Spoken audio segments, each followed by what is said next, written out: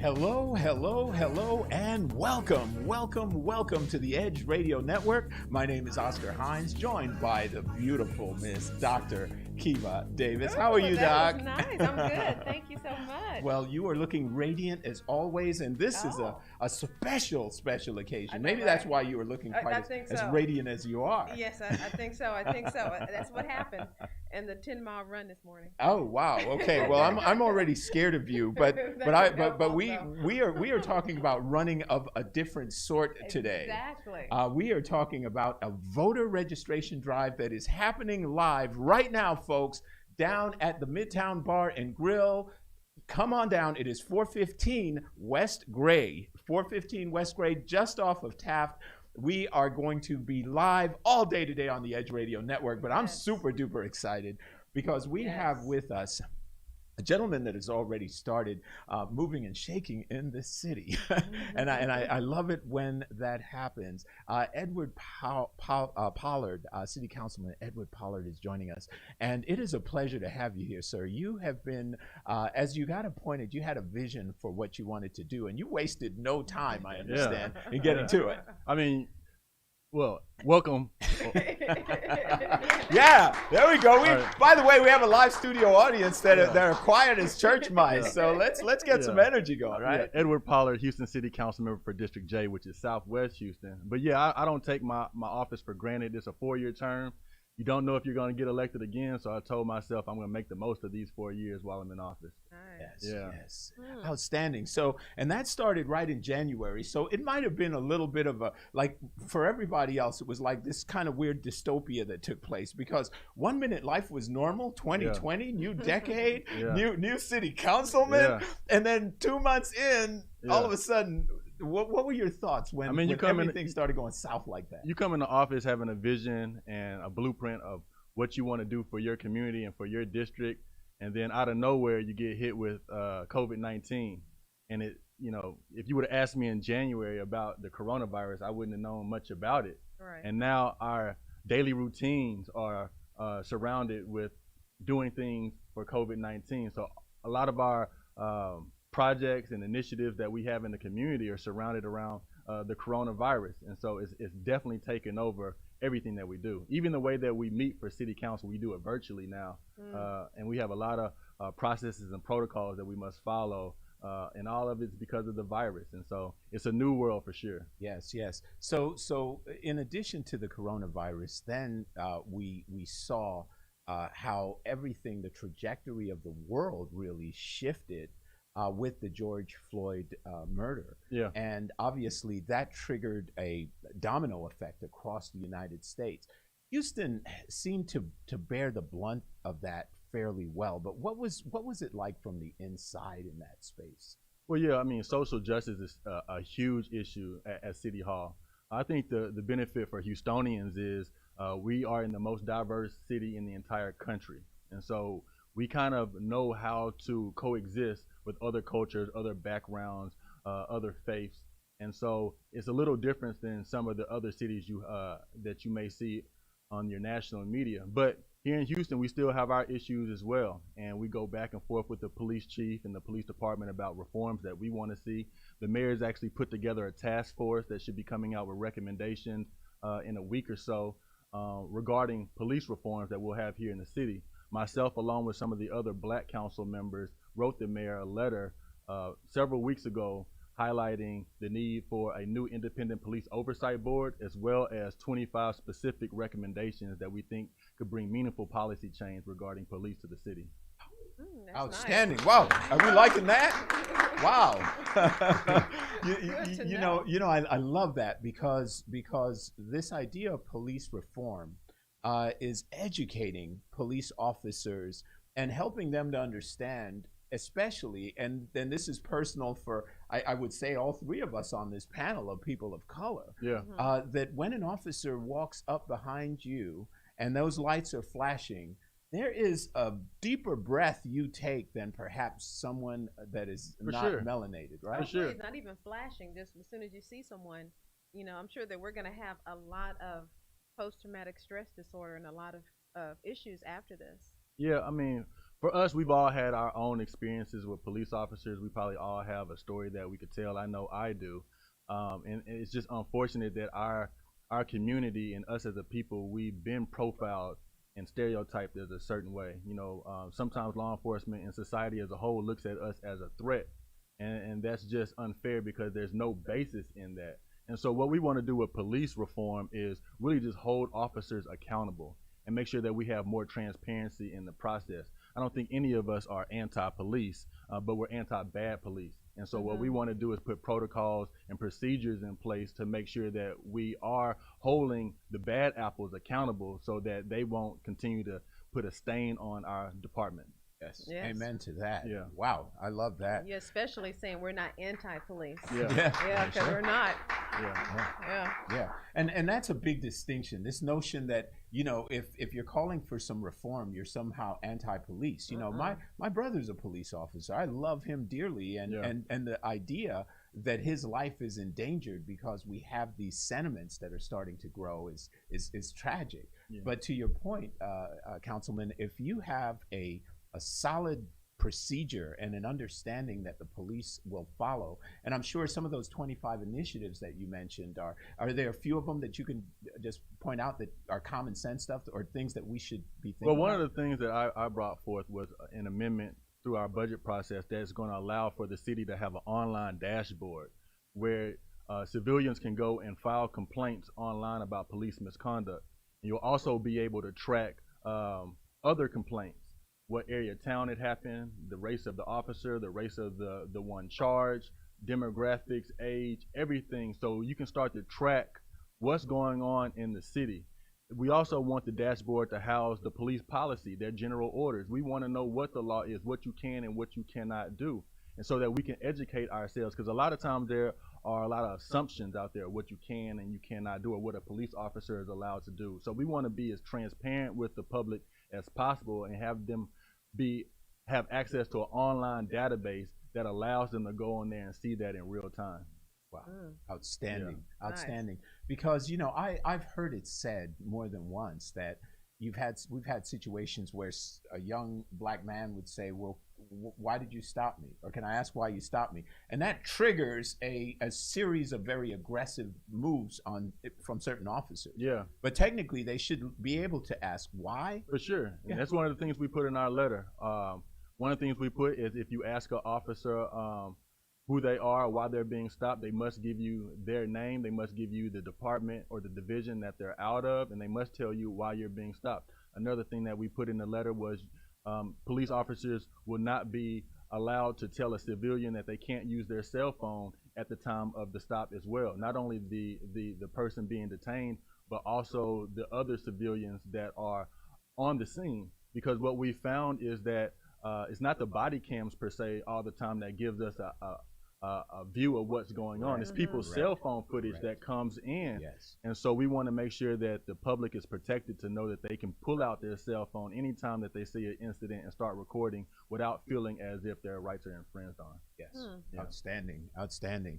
Well, man, the audience is loving you, and and I have to. I see those smiles behind the masks. I see the thumbs up. Yeah. So let me ask you. Let me ask you this, Councilman Pollard, with regard to the voting and the empowerment of young people, and how we can really create that dialogue. What conversations are being had out there? What do you think we can do to empower young people to get them engaged? Well, when I talk to young people, especially about voting and being engaged in the political process, I break it down in very simple terms. If you were to watch elementary school kids at recess playing basketball, they would be all over the place. They would be traveling, double dribble, just throwing the ball here and there. Because they don't know the rules. Yes. Okay. But as they get older and mature and understand the game, they start to learn the rules. It becomes more organized. Now they have schemes. Now they have defenses. Now they know what strategy to put in place to score the basket or to play defense. And so I tell people all the time that politicians make the laws. The laws are the rules of life. And if you don't understand the rules of life, you're going to look like the elementary kids at recess. They're just scrambling around, all unorganized. They want to score, but they don't know how, right? So you have to know the rules of the game. And if the politicians make the laws, then you need to know who your politicians are. Right. So this is an interesting thing that you can probably go to your church, or if you're at a family reunion or a get together, you ask people that are around you. Tell me who your school board trustee is. Tell me who your state representative is. Tell me who your county commissioner is. Tell me who your city council member is. Tell me who your congressman. If the answers are I don't know, which for most people it will be I don't know, then you already are behind the ball, because you don't know who's making the laws for your community. Parents talk about I looked at my child's textbook and it had some history in there that wasn't accurate, especially when it comes to slavery. Well, who's your school board trustee? You don't know who's writing these books, right? You're just going to the poll and you're just voting blanket based on maybe a D or R next to their name, but you don't know who these people are. So you have to educate your people or your friends and your family about who is representing them. And so for everyone listening, what you can do is go on Google and just type in who represents me, and you'll see a link that comes up that you can go on the website, and it'll ask you for your address. When you put your address in, it's going to give you all the list of all the people who represent you for your area. Then just go on their websites and check them out and see if they have your best interest. If they do, great, vote them back in. If they don't, find somebody else. Amen. Well, that's a good answer for everyone. Yeah. Yeah. Because we were talking about, because voting is so crucial right now. And so how would, like, someone who's young saying, okay, well, I want to get involved. What are the first steps other than knowing who's representing me? Do you know any organizations that they can necessarily join, so that way they can start to get caught, involved? I tell people all the time that, in this information age that we are now, with cell phones, you have access to information at your fingertips. So you just have to ask yourself, what are you passionate about? What do you want to learn about? You can go online right now and you can type in, let's say Houston Young Democrat, right? Just type that in the Google box. You're gonna see websites come up for different organizations that trigger that search. Right. And you can click on them and see, okay, is this something I want to be involved in? With hashtags on social media, you can put something like Houston Votes or Black Houstonians Vote, whatever. Just come up, just try different hashtags, go on social media, see what comes up. And whatever your passions or interests are, you'll be able to scroll and see if there's something that catches your attention, and just try to become involved. Shoot them a DM, show up to a meeting, But you got to educate yourself. You can't expect government or politicians to do all the work, right? You got to meet people halfway. And I think if we do that, then we'll push the ball down the field. Outstanding. Yeah. You guys like that? Wow. That's outstanding. So I'll tell you what, Councilman Pollard, there's more I want to unpack. Okay. So are you okay with another 15-minute Sure. segment with us? Yeah, let's do Okay, it. so folks, you are listening to the Edge Radio Network here at Midtown Bar and Grill. We are live at 415 West Gray. We want to invite you all to come out for voting. Voter registration is happening right now live. You guys, if you are anywhere in the area, it's a beautiful, beautiful day, but there's going to be a live jazz band later. There's going to be a happy hour. There's an art show. There's all sorts of stuff going on. So we want to invite you to come out to 415 West Gray, voter registration drive. Folks, you're listening to the Edge Radio Network. We're going to take a break. When we come back, we will continue our conversation with Councilman Edward Pollard. Back in a moment. Thanks.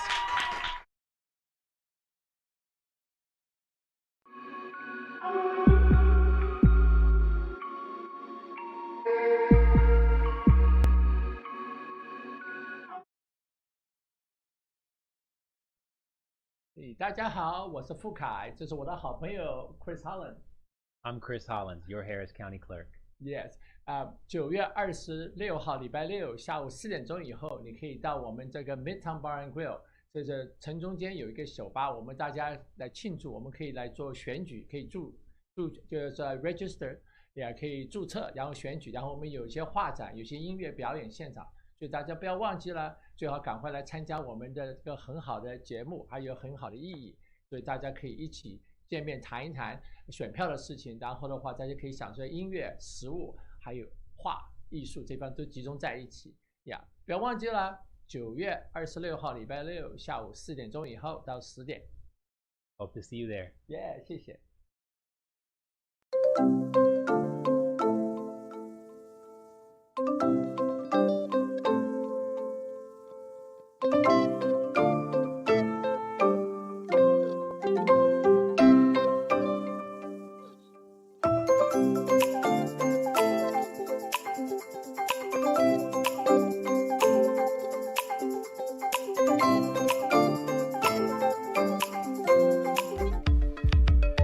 Are you a small business owner concerned about the downturn in the economy? Top business leaders like Mattress Mac and Warren Buffett will tell you that now is the time to promote your business more than ever. People need your services. Your business needs an edge. Learn about special advertising packages for small businesses right here on Edge Radio. Find out more, give us a call at 281-744-0446. That's 281-744-0446. Edge, because truth still matters.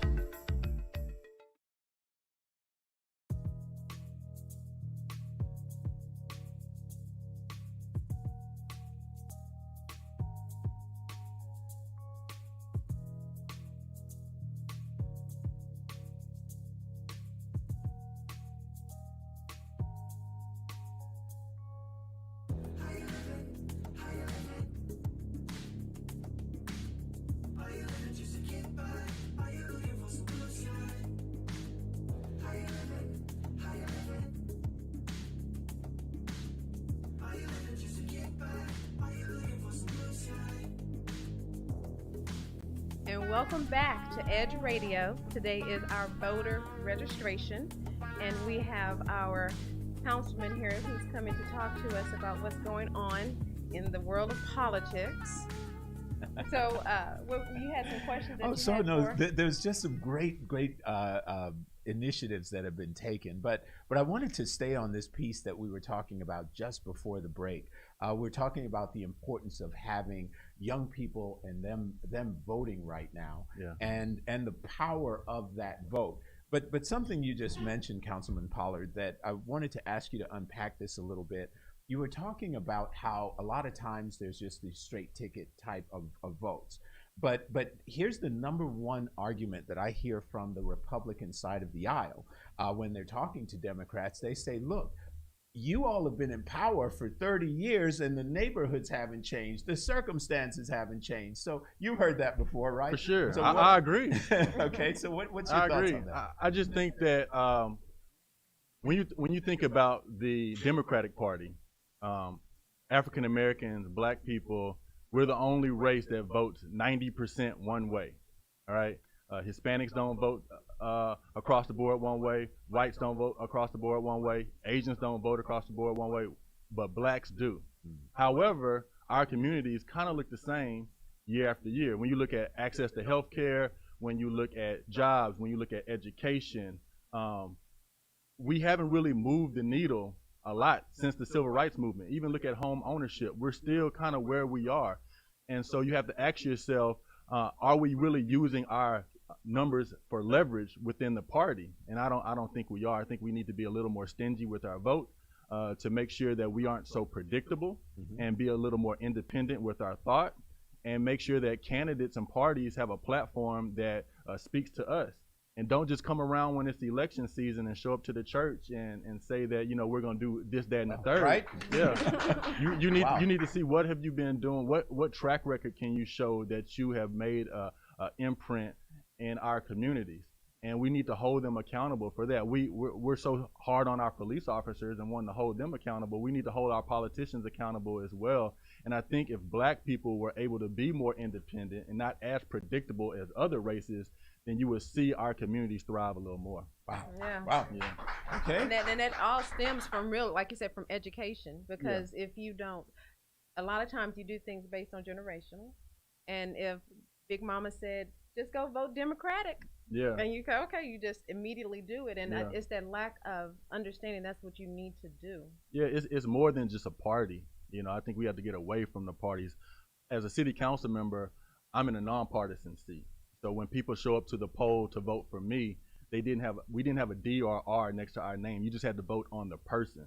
And you look at the character of the person, the message of the person, how, you know, have I seen this person in my community before? You know, that's what you should look for. I wish that was the way it was for everything else. But we live in a two-party system, and although we live in a two-party system, we still have to hold each candidate accountable. So I tell people around election season, you need to go and get the sample ballot, see who's on there, and then do your own research. Go to their Instagram page, go to their website, check them out. You know, sometimes you want to just skip the race. If the Democrat and the Republican aren't speaking to your values, skip the race. But you want to make sure that you're not just being taken for granted. Right. And that's the message that I really want to speak to all people. You know, your vote is your voice. And you should really take that seriously and put people in office that truly represent you. Oh man, I love that. Yeah. I love that because you're speaking to a very important issue, I think, Councilman, when it comes to, you know, there's some things that are frustrating when you're John Q. Public.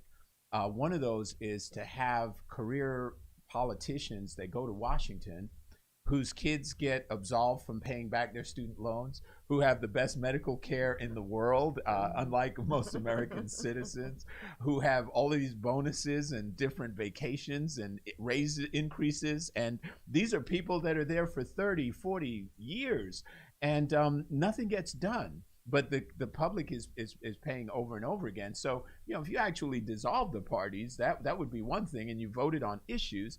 Because it seems to me, and correct me if I'm wrong, I have the exact composition of District J that you represent in front, but African Americans, people of color, tend to have a lot of conservative values. For sure. Very. So, yeah, I mean, we really do. I'll tell you a little bit about District J. District J is Southwest Houston, which is Gulfton, Sharpstown, Westwood, Brayburn, and Alief. If you're in Houston and you're on 59 South, it's everything between 610 and the Beltway. We are the most diverse district in the entire huge. city, Mm-hmm. and we're the most densely populated. And there were 8 people in my race. I was the only black person. I won that race without having won a predominantly black neighborhood in the entire district. And the entire district is about 200,000 people.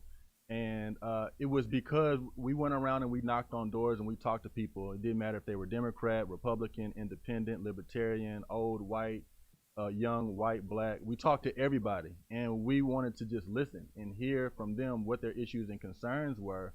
And we were able to see that since it was a nonpartisan race, people were more receptive and open to hearing your ideas and us hearing their ideas.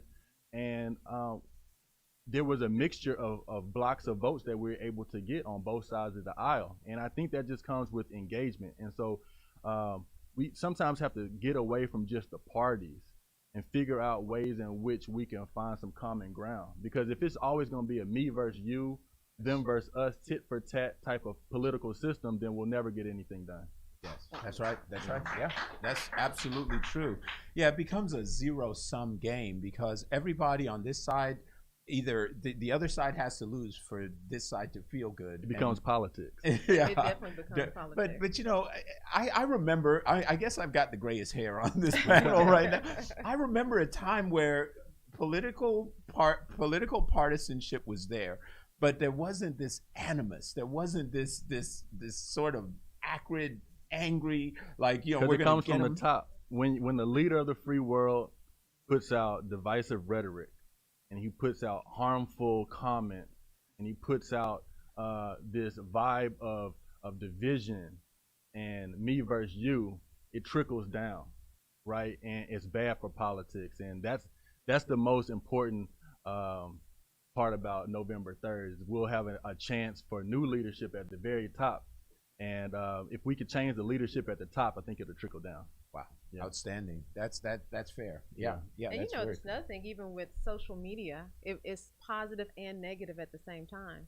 because they'll keep feeding you the same information. Whenever you look up something on Google, The algorithms. that's what they're going to always show you. So Yeah. you don't really get that idea of what's going on the other side. You For only sure. get your information. So, sometimes when I go and ask friends that may be on the other side of the aisle, and I see their Instagrams or their Facebook pages, it's completely different than Right. the messaging that I'm seeing on mine, and it kind of traps us into a box, right? And it's dangerous to be in a box. I try to be as open-minded and creative as possible with all the initiatives and the things that we bring forward, because we live in a society with different mindsets, different perspectives, different backgrounds, different ideology, and you should have an open mind and a mutual respect for others to be able to hear a counter viewpoint, try to grow from that, and then move forward together. You don't always have to agree on everything, but you should have enough mutual respect to be able to sit down and have a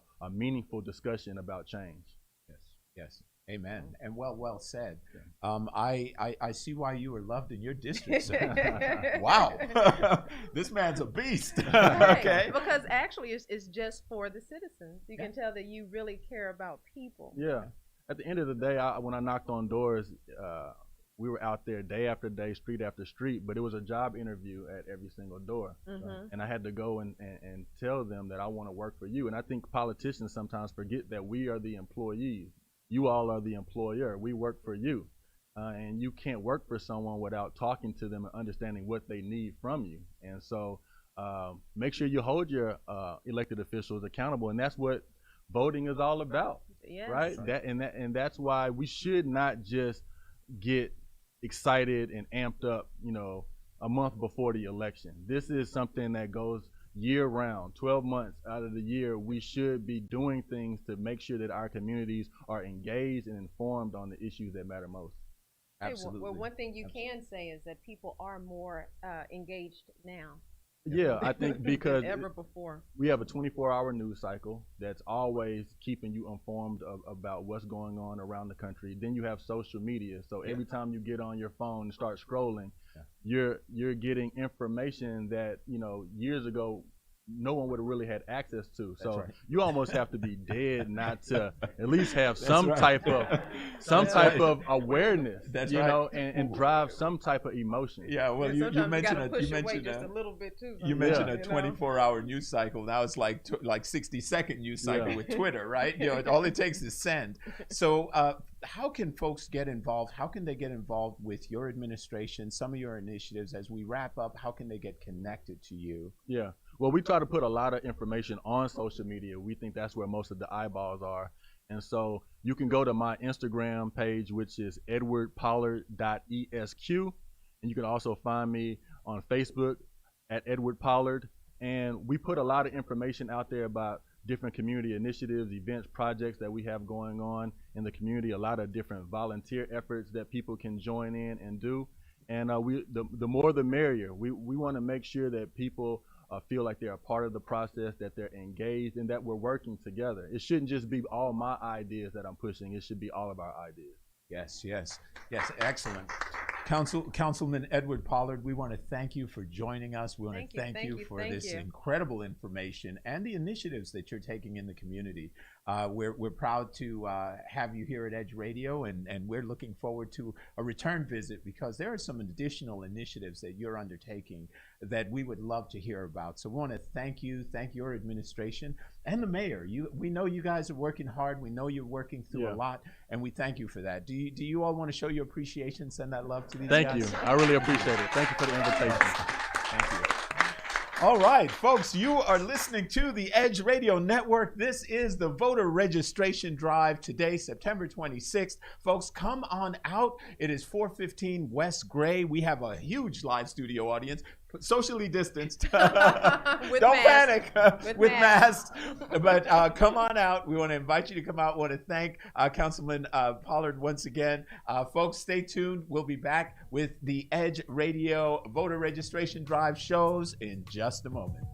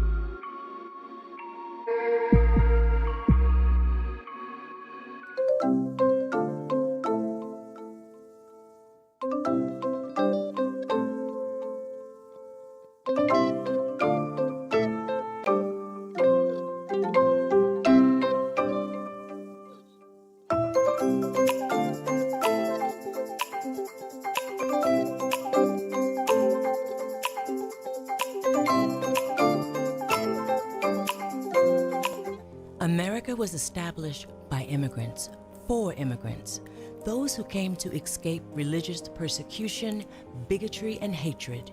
Visionaries who came to start a life of freedom, but somehow we lost our way, enslaving people of color, destroying the land and culture of the indigenous people, and claiming ownership of land that our Creator made for all people to enjoy. What have we learned in 400 years? Sadly, the sickness of the past still plagues us in the present. Until those who choose to hate stop fearing anyone different from themselves, the disease will persist. But there is a cure. We must realize. I am the same as you. I bleed the same blood. I cry the same tears. I laugh the same laugh. I love the way you laugh. And want to be accepted just as you do. I may not be the same skin color as you. And I may not pray to the same God. But I am enough. But I am enough. But I am enough. Enough to be heard. Enough to be respected. Enough to be loved. Enough to be equal. Enough to make a difference. I am enough. I am enough. I am enough. I am enough. I am enough. I am enough. I am enough. I am enough. I am enough. Change is up to you. No matter your age, race, religion, or sexual orientation, take a stand. If you're in the presence of someone spewing hate from their heart, say something. Be vocal. Don't stand for that kind of ignorance. True change cannot be achieved with silence. Educate your family and friends who want to help but aren't sure how. It's time to stand up and become the change we want to see in the world. Together, we can make a difference.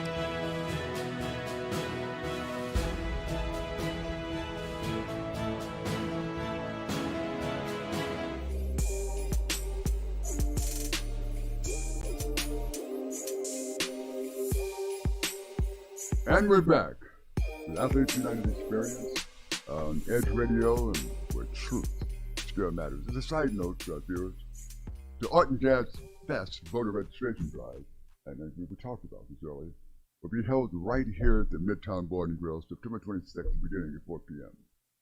That is the Art Jazz Fest voter registration drive. So come on out, prepare to complete your civic duty, and vote your consciousness. Okay. As we broke, we're talking to Dr. Crystal Mark here, and she had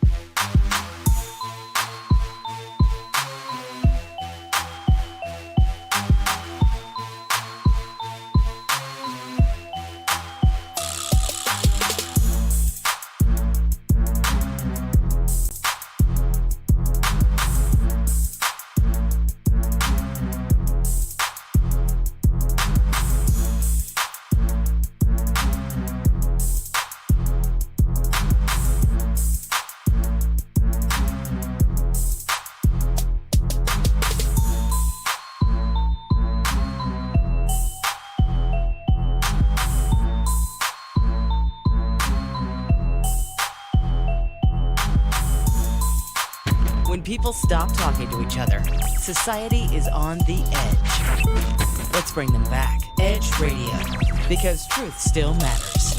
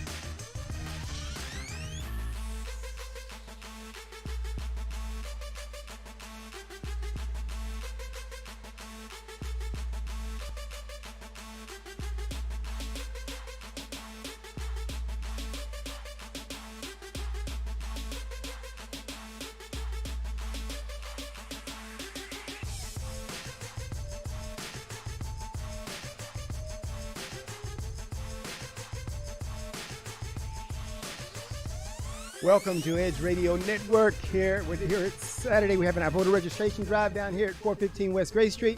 Come on down. You got an opportunity not only to register, you come down to the bar and grill, get something to eat, and then come up here and hang out with the great people. We've got a small studio audience, and we are socially distancing. So come on down, and you'd have a great time just hanging out with the people. And I'm honored today to have, by the way, I'm Carlin Charleston, the Executive Director of Erase Race. And I've got a weekly radio show here at Edge Radio, Talk About Unity. It happens on Tuesday mornings at 10 a.m. So tune in and catch that. A lot of good information being shelled out there. But today we've got, as a guest here, we're talking some local politics. We've got Prairie View City mayoral candidate, Miss Johnnie Walker. And to me, it's because I'm originally from Prairie View, Texas, but spent a lot of time away, so it feels like having home folk back. And so I'm glad to have her today. And we're going to ask her some questions, but I first want you to get a little taste of who Miss Johnnie Walker is. So we're going to ask her to go ahead and introduce yourself, give us a little of your background. It's great to be here today, and this is a very important election year for us. It's important for us both nationally as well as locally. I am Johnnie Walker, and I am from Prairie View. My husband and I been residents of the community for probably about 50 years. As a matter of fact, this young man was one of my first students when I started teaching. So if I mess it up, y'all can blame her. If I mess this up, you blame her. Yes. I graduated from Prairie View with my first degree in elementary education. I have a master's in education, and I have a mid-management certification. My resume starts off with 35 years in the public sector as an educator. The last 15 of those years, I was a middle school administrator. Upon retirement, I stayed home for about 6 months, and I realized retirement was not for me. So I started working at the university with the Alternative Certification Office. It was a wonderful experience because what we did, we were able to certify people who were not in the teacher track to become teachers. Our program was outstanding because we had the highest in the AN system, the highest number of minority men in science and mathematics. We were known for that. We would meet our students. They would be working at Enterprise or at the restaurants, and we could always tell a Prairie View graduate because it was something about them that was special. So now we have many of those young men and women out in the field as counselors, a couple of superintendents that went through our program. I stayed with that program for about 10 years, and then we got a new dean, and she changed directions. In the meantime, I was working with the retired teachers, Texas Retired Teachers Association. I served as the president of our local chapter for 2 years. And when that 2 years was up, I was elected president of the district. Our district had 18 units, about 4,000 members. East Texas, should I say more? But it was a good experience. I did that. After that part, I was elected to work on Prairie View Economic Development Board. I'm presently working with that board now. We are trying to move Prairie View forward. If you have gone to Prairie View lately, especially for homecoming, you can see all the growth. We are on the west end of Houston. Property is very important, it's very valuable, so we have a big movement going on. When I'm mayor of the city, I want to make certain that we have a plan. I want to see Prairie View be like the Woodlands. I want a gated community. I want sidewalks. I want parks. But that's going to require planning on our part. We just can't let things happen. When you let people come in and put businesses where they want to, it's not a plan. I want us to be just like Fairfield or the Woodlands and have a plan for that. We need amenities there in Prairie View. Presently, Prairie View is a unique place in that we have the university, and the university students are able to vote. On one end, we have the university, students who are voting. On the other side, we have the residents who are paying taxes. The politicians there have learned that we can get the students to vote for us. We can become councilmen in the city. So my biggest obstacle now is to get up there with the students and advise them as to what we're doing, invite them around the table to be a part, because we got to make certain that when we elect our councilmen, that they don't implement different kinds of rules and taxes that's going to impact the community people who are there. Let me ask you about that. You've got a couple of different tasks there in Prairie View, because Prairie View is always kind of in the news of especially during election season, because you've got seems like a couple of issues. You've got the issue of what's going on with Prairie View seated in Waller County, and then you've got the issue of what's going on with the city and the university there. So you got kind of some dual efforts there. So I want to get to that, but also I want some background on what got you into now, because this, as I know, this is your first time as a mayoral candidate in Prairie View. What has been the impetus? What is the drive for you to do that? And then let's cover that other issue. One night after one of our city council meetings, which was kind of hostile, we have what my pastor calls the sidewalk conferences. Mm-hmm. And it came to our attention that we didn't have a local resident on the ballot. And we decided that we could not be so complacent that we were not going to be interested in the leadership of our community. So my friends kind of all looked around, and lo and behold, they asked me if I would do it.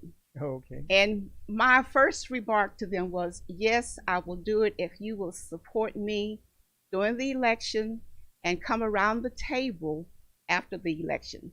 Because a city cannot be run by one person. Right. It has to be a conglomerate of everybody there. We need to have a shared vision. We need to all be thinking of what we want our city to be like. Mm-hmm. So that's one of the things that I hope to do, is to, and I think I can do this, reorganize our community people, get focused, involve our churches, our schools, and get ourselves moving. We don't have to be anything other than a first-class city. Mm-hmm. We are supposed to have the best of everything.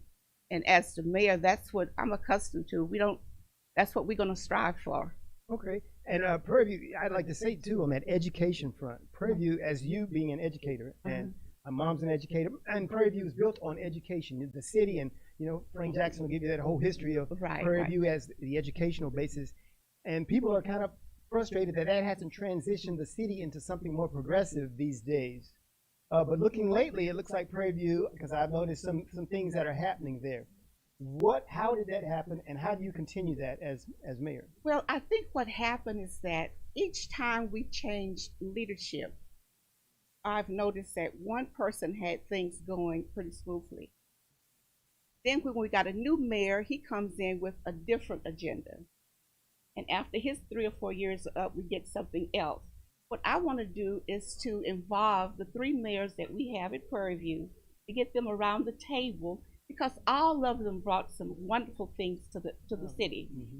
We need to build up on those ideas, and that's one of the things I want to do. Okay. Yeah, and that's so you're talking about the consensus building that's necessary for you all to go forward, using the benefit, the knowledge of those who have gone before. Certainly. So that we can continue and move forward. Right. So all right, let's get back to that campus challenge. How do you, bring in that university crowd so that they're a productive part of the city? And how much contention is there right now between the city and the university? Well, last year we were faced with some problems because of the housing part of it. And I don't have a solution as to how I'm going to build that bridge. Mm-hmm. But I know we will need to bring the leadership team from the different organizations. We need to develop an advisory committee where we have the leadership team from the university to come and meet with the mayor in the mayor's office, so that monthly, so we'll know what is going on, what are the students' concerned. I think that's the breakdown right now. And that's one of the things I would like to do, to get, like I said, the presidents of the different organizations, mm-hmm. and get them around the table when we have discussions.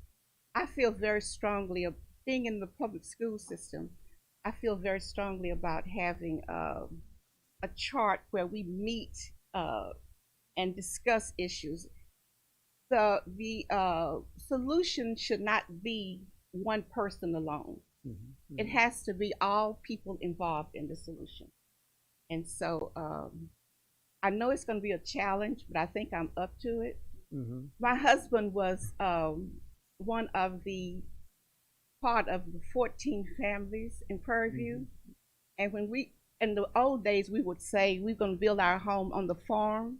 But now my grandkids say we're on the Walker Estate.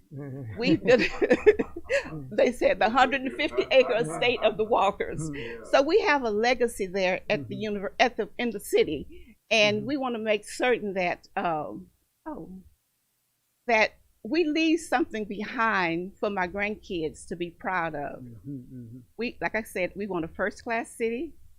We don't want anything less. We're going to have to hire us a city planner to do these things. Okay. I've also noticed in Prairie View a couple of times driving up Old Washington Highway over there, whatever. There seems to be some industry, and is there great revenue to be made off of some of the industry there that's in Prairie View and some of those places that are back off of the main path there? Let me tell you what I've discovered about Waller, which is the adjacent town to Prairie View. They will put industry so close to Prairie View, but not in Prairie View, so we don't enjoy any of the benefits. But we have our property. We have that 150 acres, and we really don't want to have industry there. We want a planned community on that part. But what we're looking at doing is bringing in a Fortune 500 company such as Amazon or something like that.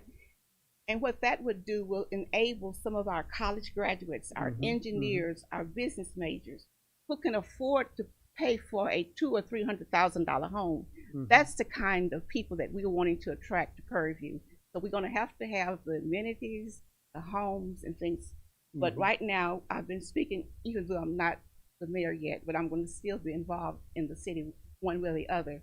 But right now, we're looking at possibilities of getting an Amazon or an HEB to relocate to Prairie View. Oh, okay, great. Hey, I really appreciate you coming today because I'm an original PVite, PV Panther, I guess you'd say. Born and raised there, spent all that time there, and really to see the city where it is and continuing to grow. Of course, my dad's still there, and I'm there every weekend. And when I see you, it brings back those old memories. And there's a lot of push that I think needs to be made to keep Prairie View moving forward. It's been a great city, great history. I want to thank you for being here today. I want to thank Edge Radio Network. And we have an opportunity. Hey, get in tune with what's happening there in Prairie View. Prairie View is a different kind of animal when it comes to where we are, I think, as people, because they were an education hub before people started thinking about education. A lot of the things you find, and I've toured the country, and I realized Prairie View is an anomaly. It really is, and we've got some really positive things happening. So I want to thank my guest, Ms. Johnnie Walker, mayoral candidate for mayor in Prairie View, Texas. We thank you, Edge Radio, for the opportunity today. And you can Google me, Johnnie Walker, for mayor. That's Johnnie Walker. Thank you all. That is.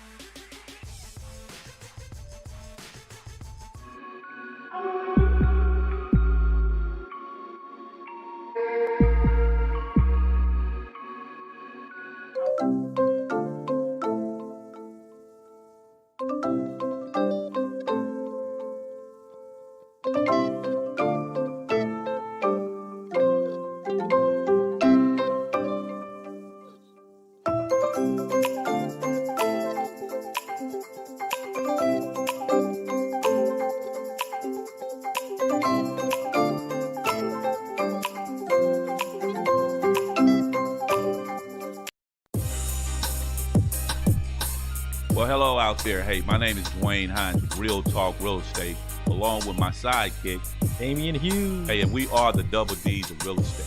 So look, if you're out there and you've been interested in owning a home, but you've been getting run around and you don't know how the process goes, hey, dial the number on the bottom of your screen.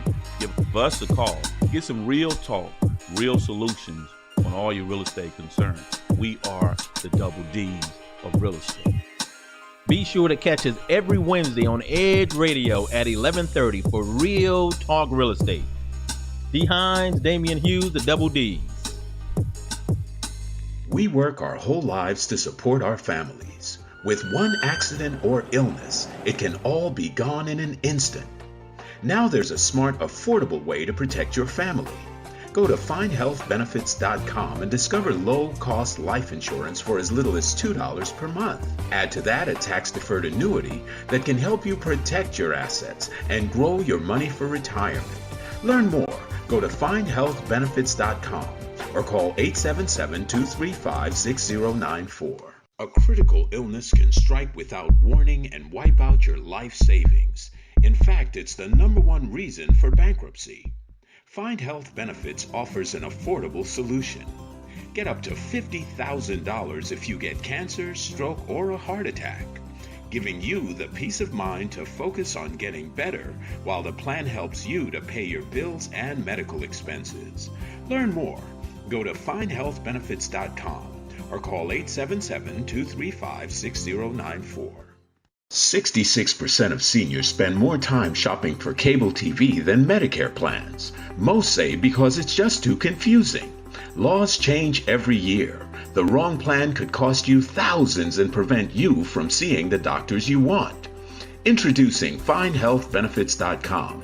Save time, save money, see specialists without referrals. Go to FindHealthBenefits.com or call 877-235-6094 for this informative brochure. Society is on the edge.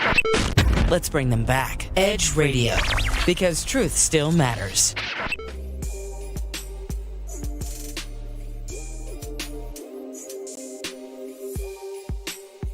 And we're back with Athletes United Experience on Edge Radio, and where truth still matters. As a side note to our viewers, the Art and Jazz Fest voter registration drive, and as we talked about this earlier, will be held right here at the Midtown Bar and Grill, September 26th, beginning at 4 p.m. That is the Art Jazz Fest voter registration drive. So come on out, prepare to complete your civic duty, and vote your consciousness. Okay. As we broke, we're talking to Dr. Crystal Mark here, and she had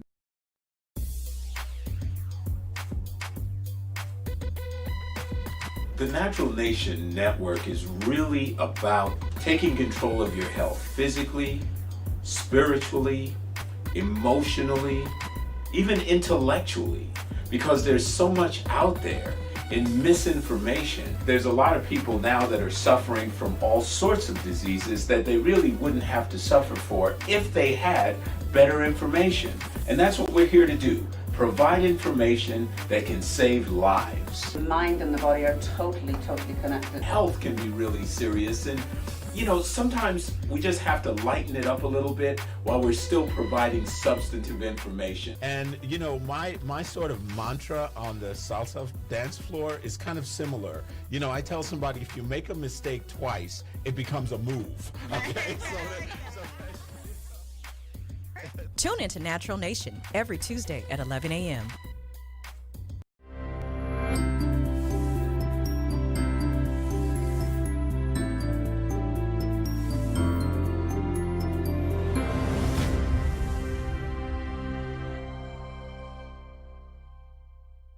A retired Marine and former school teacher is spending his days on the road promoting unity. His platform is to erase race, and he's trying to do that by traveling the country, visiting 100 cities, spreading his message one conversation at a time. I was born and raised in Waller County, Texas, just northwest of Houston.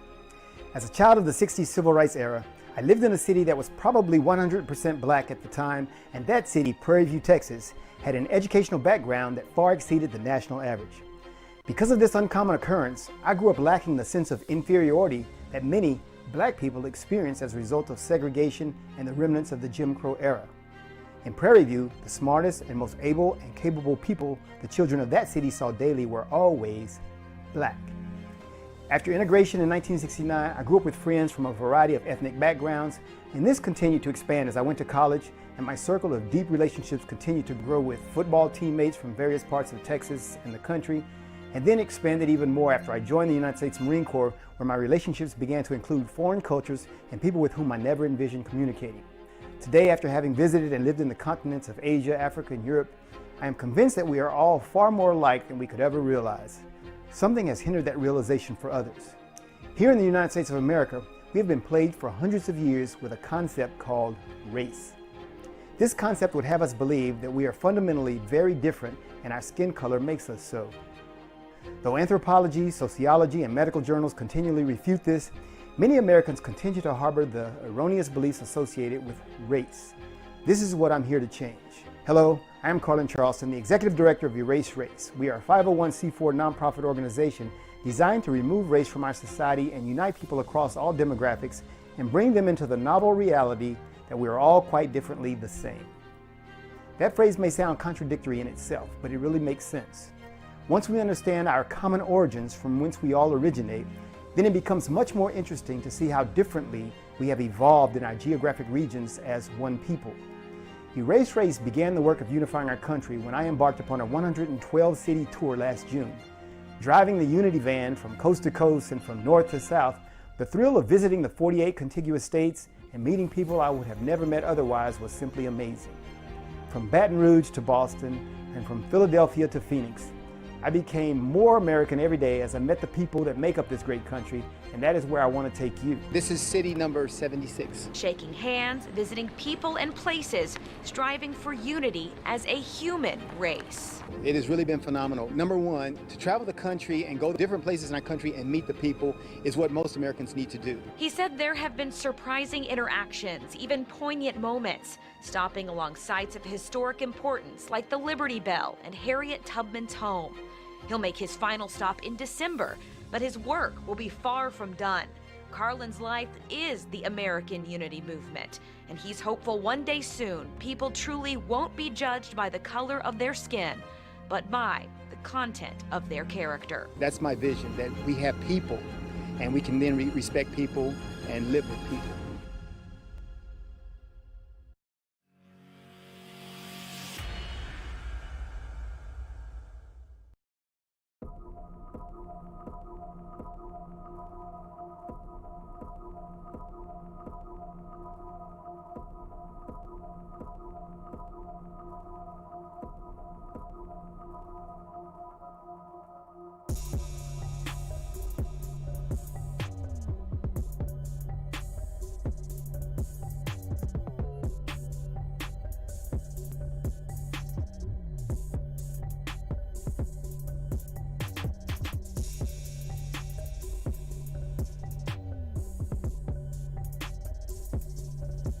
Yes. Happy Saturday today. This is Tony with the Tony Talk Show, and I'm so glad you're here listening to us today.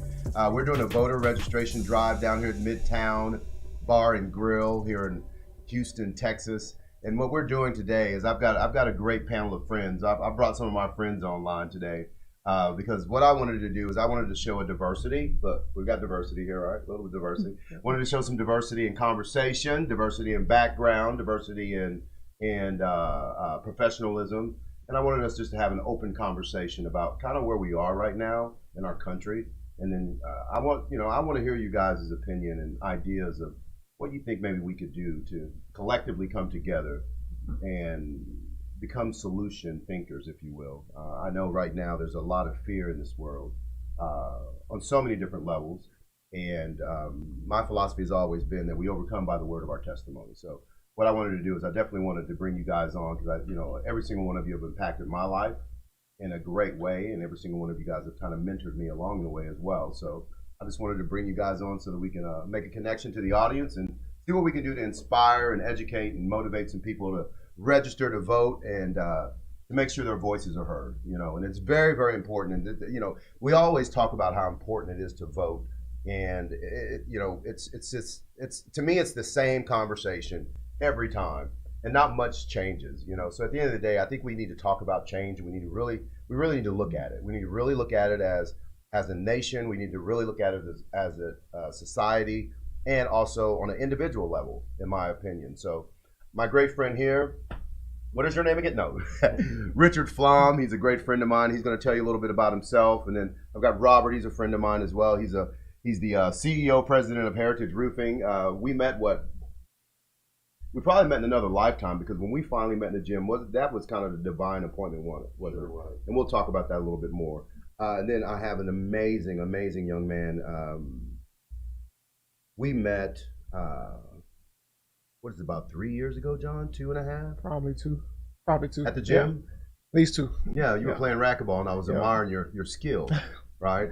And you came out of the racquetball court, and we actually had a conversation, and we really made a good connection, And, I want you to really tell your story as well, because when I first met you, you talked to me about the potential of who you wanted to be and what you wanted to create in this world, and you wanted to be an author. You hadn't written any books yet, had you? Just one. When I met you, yep. Yeah. How many have you written now? 7. Since then? 7. Yeah. So you're moving forward with your message, and you're moving forward with trying to change the world and impact the world in a positive way. We're going to talk about that a little bit today. So Richard, if you would, take a minute and tell the audience who you are and what you do, and we're going to talk about your story a little bit more, because I think when they hear who you really are, they're going to be inspired to live a life of continually reaching to be better. So, okay, my name's Richard Flom, and I'm an entrepreneur, and have been one for a number of years. But also, I'm a cancer survivor. Yes, you are. I was diagnosed in 1993 with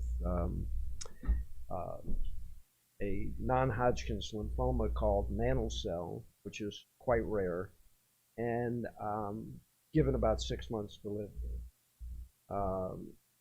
The disease to date takes people out in about 5 to 7 years. I'm going on 27. 27 years. And,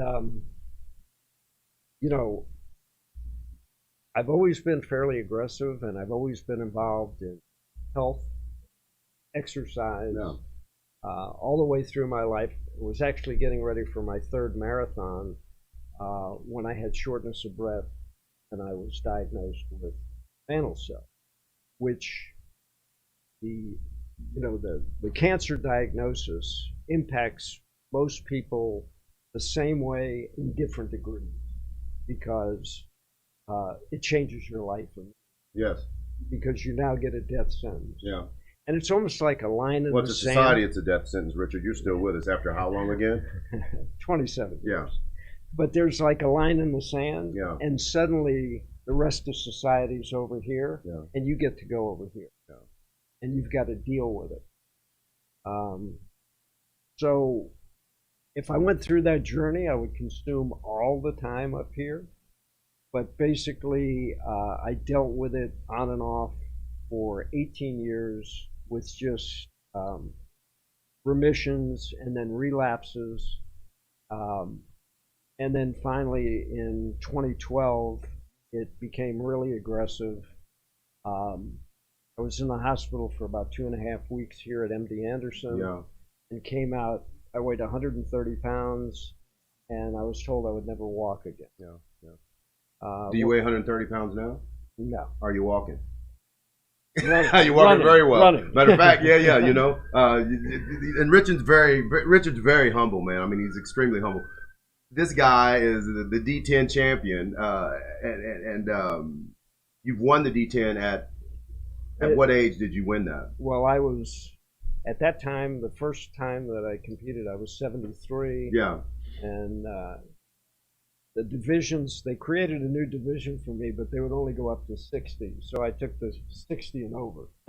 Right. But the majority of people that I was competing with were in their 20s. So, wow. What motivated you to do that? The same thing that motivates me in life. Right. And that is, I believe that people give up on life when they start to say no. When opportunity comes in front of them. Yes, we talked about that. Interesting things. I think the the biggest aging factor to people is the word no. I'm 75 right now, and the guys I work out with are in their mid-30s and that's where I met you 20s. in the gym. So I think in life there's one word that explains it, and that's the will. You have to have the will to do something. We all talk about where we'd like to be, right? But you have to have the will to actually execute, right? And you know, I've just been executing for a lot of time. I went through 3 clinical trials in 2012. 2 of them failed. One of them took about 50% of my renal function, and the third one worked. I was the first mantle cell patient where the disease had turned blastoid or aggressive. What does blastoid mean? So everyone aggressive. Okay. And so it's pretty much all the way throughout your body. It speeds up. Right. In other words, it's basically an indolent or slow disease until it kicks in. Then it becomes like a large B cell type of cancer, and it moves quickly, and it's very debilitating. Okay. Surprised my doctors because when I got into MD Anderson, I was running 103-degree fever. Is that what brought you to Houston, Texas? Was well, your dysfunction you were dealing with? My doctor at University of Michigan said, I got nothing for you, but I got a friend at MD Anderson. Thank God for friends, right? but the disease had always been slow moving. Yeah. I had gone into remission several times. Yeah. They weren't ready for the speed that this thing was moving at. So when I finally got an appointment at MD Anderson, it took me from November until April to get to Anderson. When I got into Anderson, I had 103-degree fever, pneumonia, 2 pulmonary embolisms, and 90% of my lymph system was compromised. Doctor walked in the room and he said, I could flip a coin right now. He said, normally we would treat the pneumonia and the blood clots, get you healthy, and then give you chemotherapy. He said, I could flip a coin right now, and I can't tell you which one's going to kill you first, and if I treat them both, I could kill you. What do you want to do? I said, have at it. So, how did you feel in that moment where those two choices were so grim? I've been dealing with it. At the moment. I've been dealing with it for 18 years at the time. Yeah. There wasn't any hesitation. Right. You know, I mean, like. So here you are with this in your rearview mirror now, and you're a businessman. Yeah. What do you do for a living? Your mom asking. I know what you do, but tell the audience, man. Development, real estate development. I've been in a number of businesses, manufacturing businesses. I just went back to school recently. Yes, we celebrated your graduation, didn't we? Got a degree that I've been thinking about for years, but the impetus behind that was because I've always been a real estate broker, and Texas makes it really difficult. So the college degree offset a lot of the study, and I picked my broker's license up in May. So what did you do? I mean, what is the next step for you? I mean, you're 75 years old, getting new degrees. I'm going to build running company. a business. Not retired like most 75-year-olds that are sitting on the couch and saying, "Hey, let's get in the camper and drive across the country and plant some flowers." Right. What does your retirement looks like to you? It doesn't look a whole lot different from what I've been doing. Right. I think you have to find the new horizons and you have to go after them. Yeah. I had a partner at one time. We were in New York, and he was more of an academic. Yeah. And we were in New York on a Friday night, and he said, "Gee, I'd like to go out, but I don't know all about life, and And I said, look down in that street. This is New York before the pandemic, and 5 o'clock on a Friday, right? Jam packed, right? And absolutely. I said, there's life, and all you have to do is go down and step into it, and it'll carry you. Yeah. But if you stay up here, you're never going to be in touch with it. And that's pretty much been my philosophy and everything. Go for it. What have you got to lose? The thing that amazes me through this whole pandemic, and this is where I think the vote that people make today is Today going is to critically be important. critically important. Yeah. There's a lot of fear running this country right now. That's exactly right. Unfortunately, between the politicians and the media, yeah, they have a country that's terrified. They're afraid to go outside. I was just at the club working out today, and I was talking to a young lady. She had her parents. She brought them down from Canada because they were afraid. They're in their early 80s. Yes. She said, my mom and dad will not go out of the house, and they will not leave and go into any place that's indoors because of the fear. And the problem is we just don't get the proper information. Right. We need a lot of things, but we need politicians to get up there and tell us actually what's happening. Yeah. So I'm going to ask the question as we move on. I want you to hold your answer. Okay. Okay. If you were voted president today, what is the one thing you would tackle? What would be the first thing immediately you would tackle? I want you to think about that. Robert, we talked about fear. We talk about fear all the time, especially with the history of us. We talked about where we've come from and the things we've overcame. You're a businessman. You own your own roofing company. You're very successful here in Houston, Texas. Why don't you tell the audience a little bit about yourself as well? Well, my name's Robert Kosak. Don't go too deep because they may run. Long story short, yeah. I'm originally from Miami. I relocated here about 10 years ago. Yeah.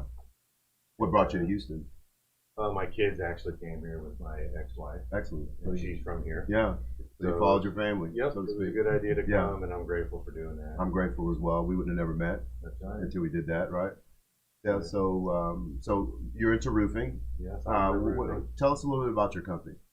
Well, we're storm restoration experts, along with certified roofing contractors. And even though there's no licensing in Texas, we do have licensing. We have certifications that we take through the manufacturer to ensure proper installation and whatnot. So it's good for the consumer to be educated about who's coming to your house and who's getting on your roof and what kind of qualifications do they have in references and all that. Right. So that's important. And we've noticed a lot of. There's been some storm damage here in Houston. We just had a kind of a little issue go up north. Galveston. So are you seeing a lot of damage here in Houston that you're helping folks with? Well, a lot of people don't know that there has been an epidemic of wind and hail storms all through the state of Texas and all over America. Right. Where the insurance companies have been impacted, and now we've had a few hurricanes. And I know you were down in Louisiana just last week. Down in Lafayette and Lake Charles area. You've seen a lot of damage down there, right? Oh yeah, and we also started talking to the people. So the past two people that were on stage earlier, we're talking about at the door and the concerns of the community. Right. And that's what we've always been involved in. Our mission is legacy, community involvement, and that's how I got into the roofing business. I want you to, that word you use, legacy, we talk a lot about that. A legacy. What kind of legacy are we leaving for the next generation that's coming behind us? And I am on a mission every day of my life to make sure I am leaving a positive legacy for those that come behind me. And that's why I got involved in solar, of course, because I want to protect our environment and make sure that we're moving in the right direction with power and using power properly and responsibly. So that's why I'm doing what I do on a daily basis. And you, my man, John, I choose me. John, talk about that a little bit, brother.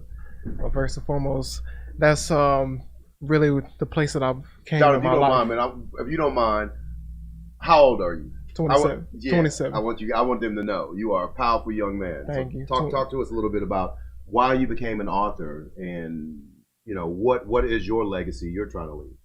Well, first, the legacy I want to leave is inspiration. I want to inspire as many people as I can to show them that you can do anything that you set your mind to. I started writing 7 years ago, actually. I was 21 years old, 2013, September. Actually, 7 years this month. I've been writing books, and I started off journaling, just putting my thoughts. Did you know you always wanted to be a writer when you were a child? Or Not at all. Something that evolved into you as you lived? It just evolved. Crazy thing, you probably wouldn't believe it, but I used to hate reading. Are you serious? Now you're writing books, man? Now I'm writing books. If you would have told me years ago I'd be doing this, I would have looked at you like you're crazy. But what? It's just amazing the turns that your life can take. Yeah. When you have the right person. It's called right evolution, message. my brother. Absolutely. You're right. We talk about that a lot. We Change. We're so afraid of it, and it's just this COVID-19 thing is about change. right now we're talking about voting, we're talking about change, and we use that platform so much. Yeah. But then when it comes that time to change, people have a problem with it. They have a problem with changing the way they speak about their situation. They have a problem with changing the way they deal with other human beings in that moment of opportunity to change things. Right. So I know that's what you are about, because we talk about that all the time. So We do. how are you trying to inspire and change the younger demographic of folks that are going to be taking over our country as we move forward into this next era of our lives? I'm just trying to inspire them to look. The gold mine is within you. Ooh. The power that you're looking for is in you. Yes. The gifts, the talents, it's all, you got everything that you ever desired is in you. So I want to use my life, my story, my message to show people that the prize ain't out there around you. It's right here. Right. It's in your inside of you. mind. It's all Your power, inside of you. We talk about that numerous times when people know who they are, when you really know who you are and you're Right. confident in that and you don't compromise in that, you know, and it has nothing to do with being a Republican. It has anything to do with being a Democrat. Right. I have found in my life that most of the solutions of any problem or challenge that shows up in my life, it's in the middle. It's not to the left or to the right. I find when I live to the left or the right, I'm out of balance. And when I'm out of balance, I can't move forward properly, right? Judgment is another thing you and I have discussed. You know, right now, this country is full of judgment.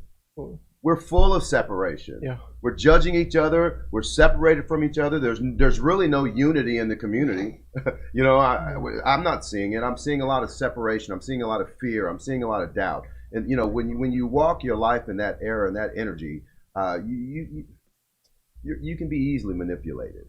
You know, we talked about that, Robert. You had told me, you know, some of the things you have been through in your life and how you overcame them. How did you do that? I know you've had numerous mentors in your life as well. Well, mainly, I love your take on that. I mean, it's all down to our experiences. Yes. You know, what comes in our lives, and no matter what it is, I've learned over a period of time that it's all coming for a reason. It is coming for a reason. And it's all our story, and it's all our lessons. So I'll tell you. But you know the thing that we can go even further deeper, because you and I, you know, when you say it comes for a reason, what's the reason? See, I ask question after question. I'm one of those guys that will take life and just peel it and keep peeling it and keep peeling it back until I find the solution to what I'm looking for. So when you say that, what do you mean by that? Well, it seems like I'm doing nothing and everything's already been done.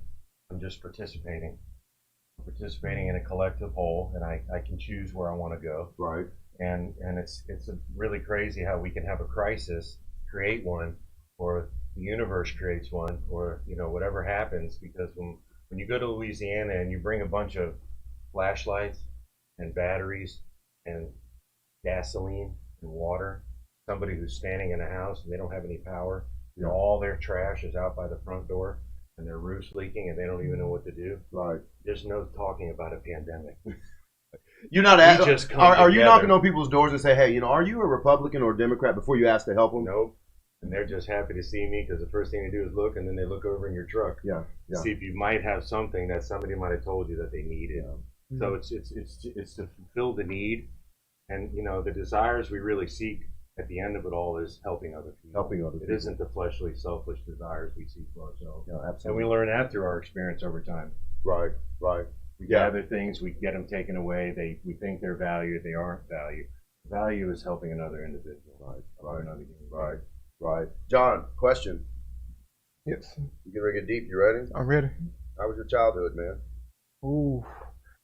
Wow, it was very impactful. Yeah. Very impactful, and this is why I write so much. Yeah. Because I'm the youngest. Is that where your inspiration comes from? So much of it.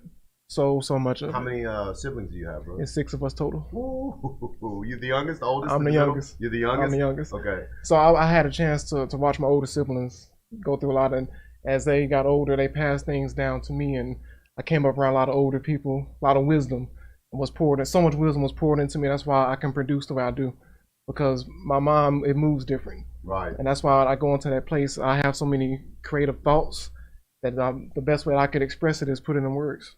Do you meditate? I do. We talked about that, right? I do. Robert, do you meditate? Every morning. Yeah. Richard? Constant. Constant. Walking meditations, right? Walking, Everything. Everything. It's just kind of quieting your mind and getting into this place of focus where you can really create, You know, I always tell people, you know, whenever you're having difficulties in your life, you consider those things difficulties, but they're not. They're just times of opportunity to grow and to expand as a human being. I mean, that's what we're on this planet for, is to evolve and to become better. We're supposed to be becoming better every day, and, you know, and doing more every day and helping other people. So at the end of the day, I find that, you know, you really, and this world is so, it's so loud. It's so loud, you know, everything is so loud and in your face that we really don't have time to unplug anymore and go into that quiet space where you find your peace, where you find your answers, where you find your solutions, where you find your power to create the things that you truly desire. You know, so where were you at in your life when you wrote this book, when you said, I choose me? Were you not choosing yourself at one point in your life? I wasn't, because I was putting. What did your life look like when you were living like that? It was compared a mess. to now. It was a mess. All over the place. No clarity, no peace. And when you lack peace, there's something wrong. When I started choosing me, and it's not at a selfish note, it's just, let me just control the one thing the universe gave me control over, that's me. Let me get myself together so I can put myself in a position where I can help others. Right. How can I inspire other people if I'm not in a position of influence? Right. Or if I haven't gone through the process, overcame it, and I can talk to this person over here. When it comes to young people going through stuff and they're trying to find themselves, people are hurting. These are books of pain. My biggest inspiration was pain. I just turned my pain into art. Right, man. You know, I wasn't consumed, but I didn't just be consumed, turned into drugs and all this other stuff. I said, no, I'm going to do something different. Was there no temptation for you to go out there and do those things that were absolutely destructive to you and your future? Were there temptations for you to do that? Lots. Okay, so speak to that individual that's listening to you right now, that is in that pinnacle moment of his life where he could choose to choose himself or choose to do something that's destructive. How did you make that choice in that moment and said, hey, you know, how did you do that? Well, first, I was around a lot of people who didn't make it to today, who lost their life because they were in those places. I was close to it, close enough to see, and I was with them walking on that same path. But it got to a point I said, well, for whatever reason, I was protected from that. I hate it. What do you mean some other reason? You already know it was your grandma's prayers, bro. Some bigger grandma than me. prays for us, right? Oh, that's how you protected in those times when we were being idiots. I know that's what I was protected. Yeah, my grandma, my mama was praying for me when I didn't have no clue about who I was or where I was trying to go in my life. You know, absolutely. So you had some good people around you, I would assume, that good people. Yeah, and in those moments you hear those voices in the back of your head when you're about to do something, but there's something pulling inside you. Say, you know what?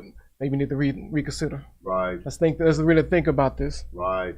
You know, because I never wanted to let an impulsive decision cost me my life. Right. Right. Listening to your gut. You know, a lot of us, you know, we've been taught by society not to listen to our feelings and our emotions. And Robert, you and I, we've talked about that. That is actually the two tools that the universe gives you to guide you through your life. You know, I mean, for so many years, I did not pay attention to my emotions. They were all over the place. I didn't realize that it was energy. It's energy. It's focused energy, and you're all over the place. So you're all over the place. You can't focus yourself to get things done. And not only that, I wasn't mindful of my words. Every time you're speaking, you're making declarations every day. You can make conscious declarations or unconscious declarations. And usually those unconscious declarations get you in a bad place. You know, so that's why, you know, it's very important that in this moment, we're talking about voting.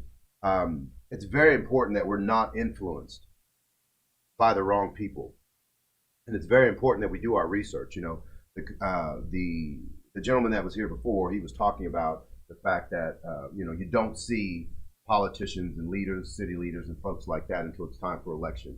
You know, my wife and I, we talk about that all the time. It's like, you know, you never hear from them, you never see them until it's time for election, and they've got their signs in your front yard on the corner of your neighborhood. They're doing TV. You know, it's like, hey, come on, where were you at? You know, we put you in office, and I want to continue to see you. You know, I want to continue for you to be in front of the community. I want you to continue to talk about what your agenda is and how you're going to unfold your agenda, and how that affects me personally and how that affects my community. I think that's very important, that we look for leaders like that, that are actually really going to stand behind what they say in that time. I think the biggest problem is we, the people, have allowed the leaders to run us. Oh, absolutely. As opposed to us running. Absolutely. Listen, without the people, there is no government. And it's you know what I mean? And it's all about the money and the power. Yes. And the only way to do that, and you said, what would I do? I was in charge. Term limits. Absolutely. Term limits would Absolutely. stop 90% of Absolutely. this. These big pharma, all your major corporations are making our politicians rich at the expense of the public. Citizen. Absolutely. I'm seeing a major disparity right now. What's going on economically? I'm seeing the middle class shrinking tremendously, and I'm seeing the wealthy get wealthier. And I'm seeing those folks on the low end becoming more poor and in poverty, especially now in this moment where people are losing their jobs.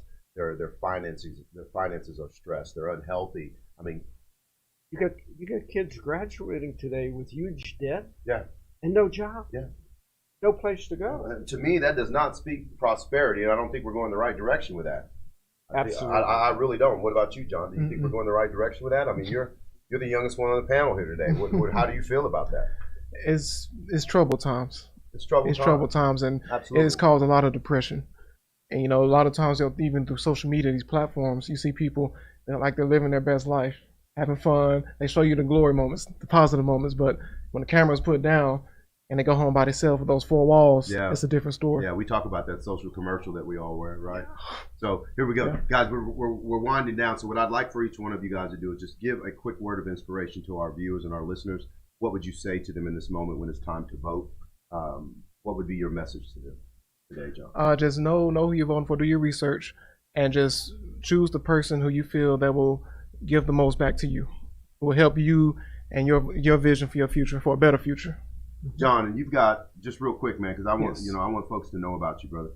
You've got a couple books over there. Yes. What are the titles of those books? Yes, this was the phone you have. Yeah. I chose I Choose Me. Yes, that's my second nonfiction, but this is my very first book. Story about going to college, looking for purpose, overcoming obstacles, just trying to give young people some direction, focus I overcame.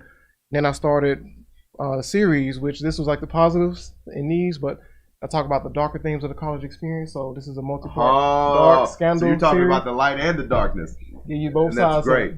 Yes. Creating a sense of polarity so you can get it from both angles. Right. Absolutely. Because we got to talk. Life has negatives. Okay. It has its downside. So I got Darkness of Mine, A Lovely Savage, In Your Mind's Eyes, I Beg for Mercy, and My Best Kept Secret was my latest one, which I just released. So 7 books total, and you can find them on Amazon, Barnes & Noble, iBooks, Apple. So that's how they can find you? They can find you on Amazon? Amazon. Okay. I got the print book and ebook. And you can also follow me on Instagram, John M. Brown 93, and that's how you get in touch with me. Excellent, John. Thank you so much for being here, brother. Thank you so much. Thank you for having me. Word of inspiration, Robert. I know you got like a whole library. Yeah, I'll keep it short. Anyway, we're fourth quarter people here. He's still in the first quarter. Speak for yourself. Hey, but I think a lot of us were raised on very different core values on what's going on today. I mean, we didn't see color growing up. We didn't have this. It was more a country united. Today it feels like a country divided. Yes. So today let's get out, right? And Yeah. let's get personal and it's powerful to vote and do your homework to see who you're voting for in office.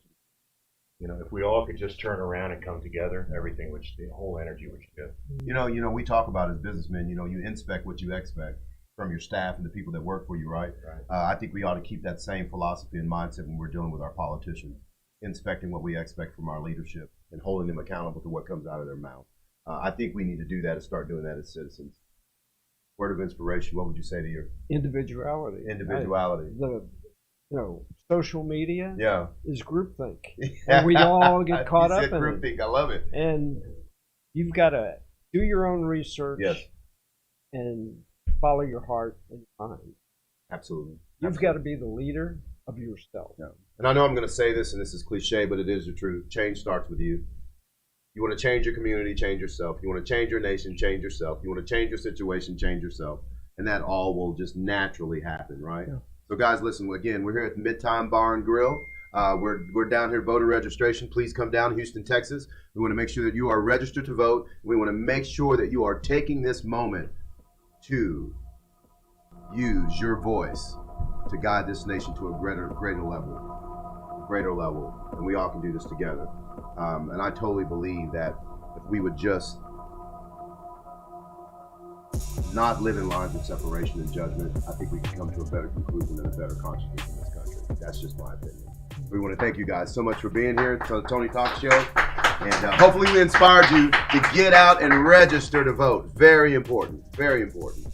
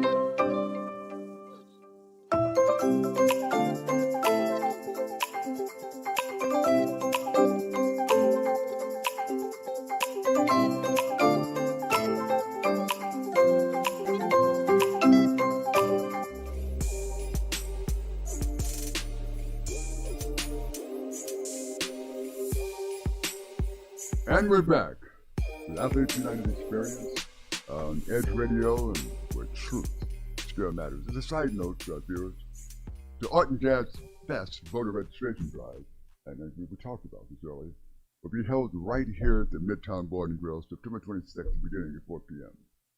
That is the Art Jazz Fest voter registration drive. So come on out, prepare to complete your civic duty, and vote your consciousness. Okay. As we broke, we're talking to Dr. Crystal Mark here, and she had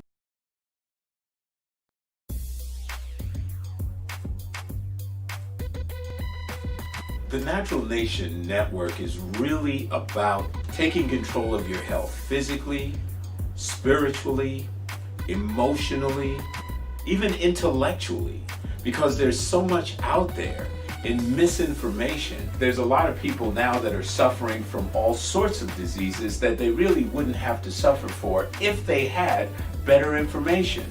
And that's what we're here to do. Provide information that can save lives. The mind and the body are totally connected. Health can be really serious, and you know, sometimes we just have to lighten it up a little bit while we're still providing substantive information. And you know, my sort of mantra on the salsa dance floor is kind of similar. You know, I tell somebody, if you make a mistake twice, it becomes a move. Okay,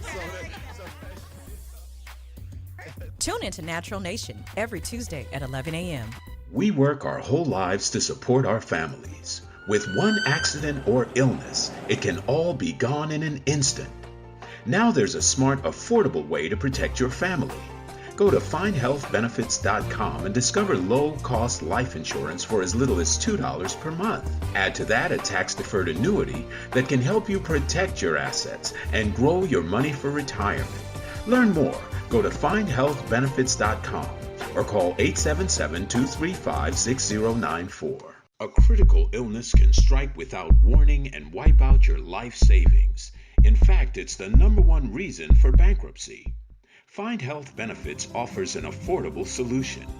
Get up to $50,000 if you get cancer, stroke, or a heart attack, giving you the peace of mind to focus on getting better while the plan helps you to pay your bills and medical expenses. Learn more. Go to findhealthbenefits.com or call 877-235-6094. 66% of seniors spend more time shopping for cable TV than Medicare plans. Most say because it's just too confusing. Laws change every year. The wrong plan could cost you thousands and prevent you from seeing the doctors you want. Introducing FindHealthBenefits.com.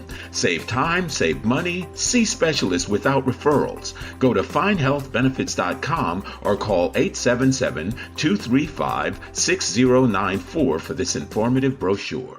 Society is on the edge. Let's bring them back. Edge Radio, because truth still matters.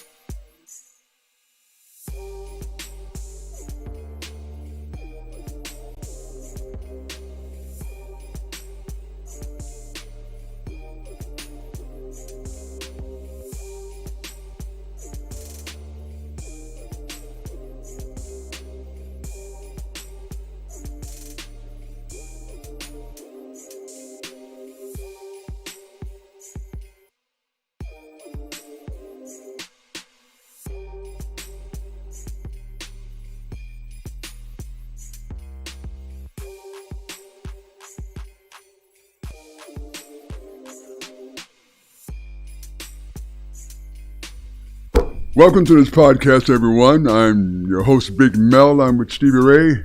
Huh? Hello, everybody. Indeed, indeed. I'm typically the host of a lively hour called Athletes United, which we put on the Edge Radio Network, and I have to mention where truth still matters. And I'm the host of the world's most dangerous radio show, Straight Shooting with Stevie Ray. Not as dangerous as the podcast, but very, very close. Very close. That's powerful. Because they let me do things like that. That's why they brought me in. They brought me to Edge to bring the edge. They bring the edge. Yeah, bring the edge. And to intimidate, Wait a minute. Wait a minute. That's a little bit stiff. To threaten various hopes. I like that word. Yeah, that's threaten. Not intimidate. Stevie Ray. Yes. Stevie Ray, listen. We have a condition right now, a social condition, if you will, and it's cultural. That affects the hearts and minds of all human beings. Mm-hmm. All platforms. For us, Catholics. Yes. What do you think of the cultural shift right now that's affecting athletes, and how urgency of BLM, hashtag BLM, affecting the social position of athletes in an unprecedented way, it seems? Well, when it comes to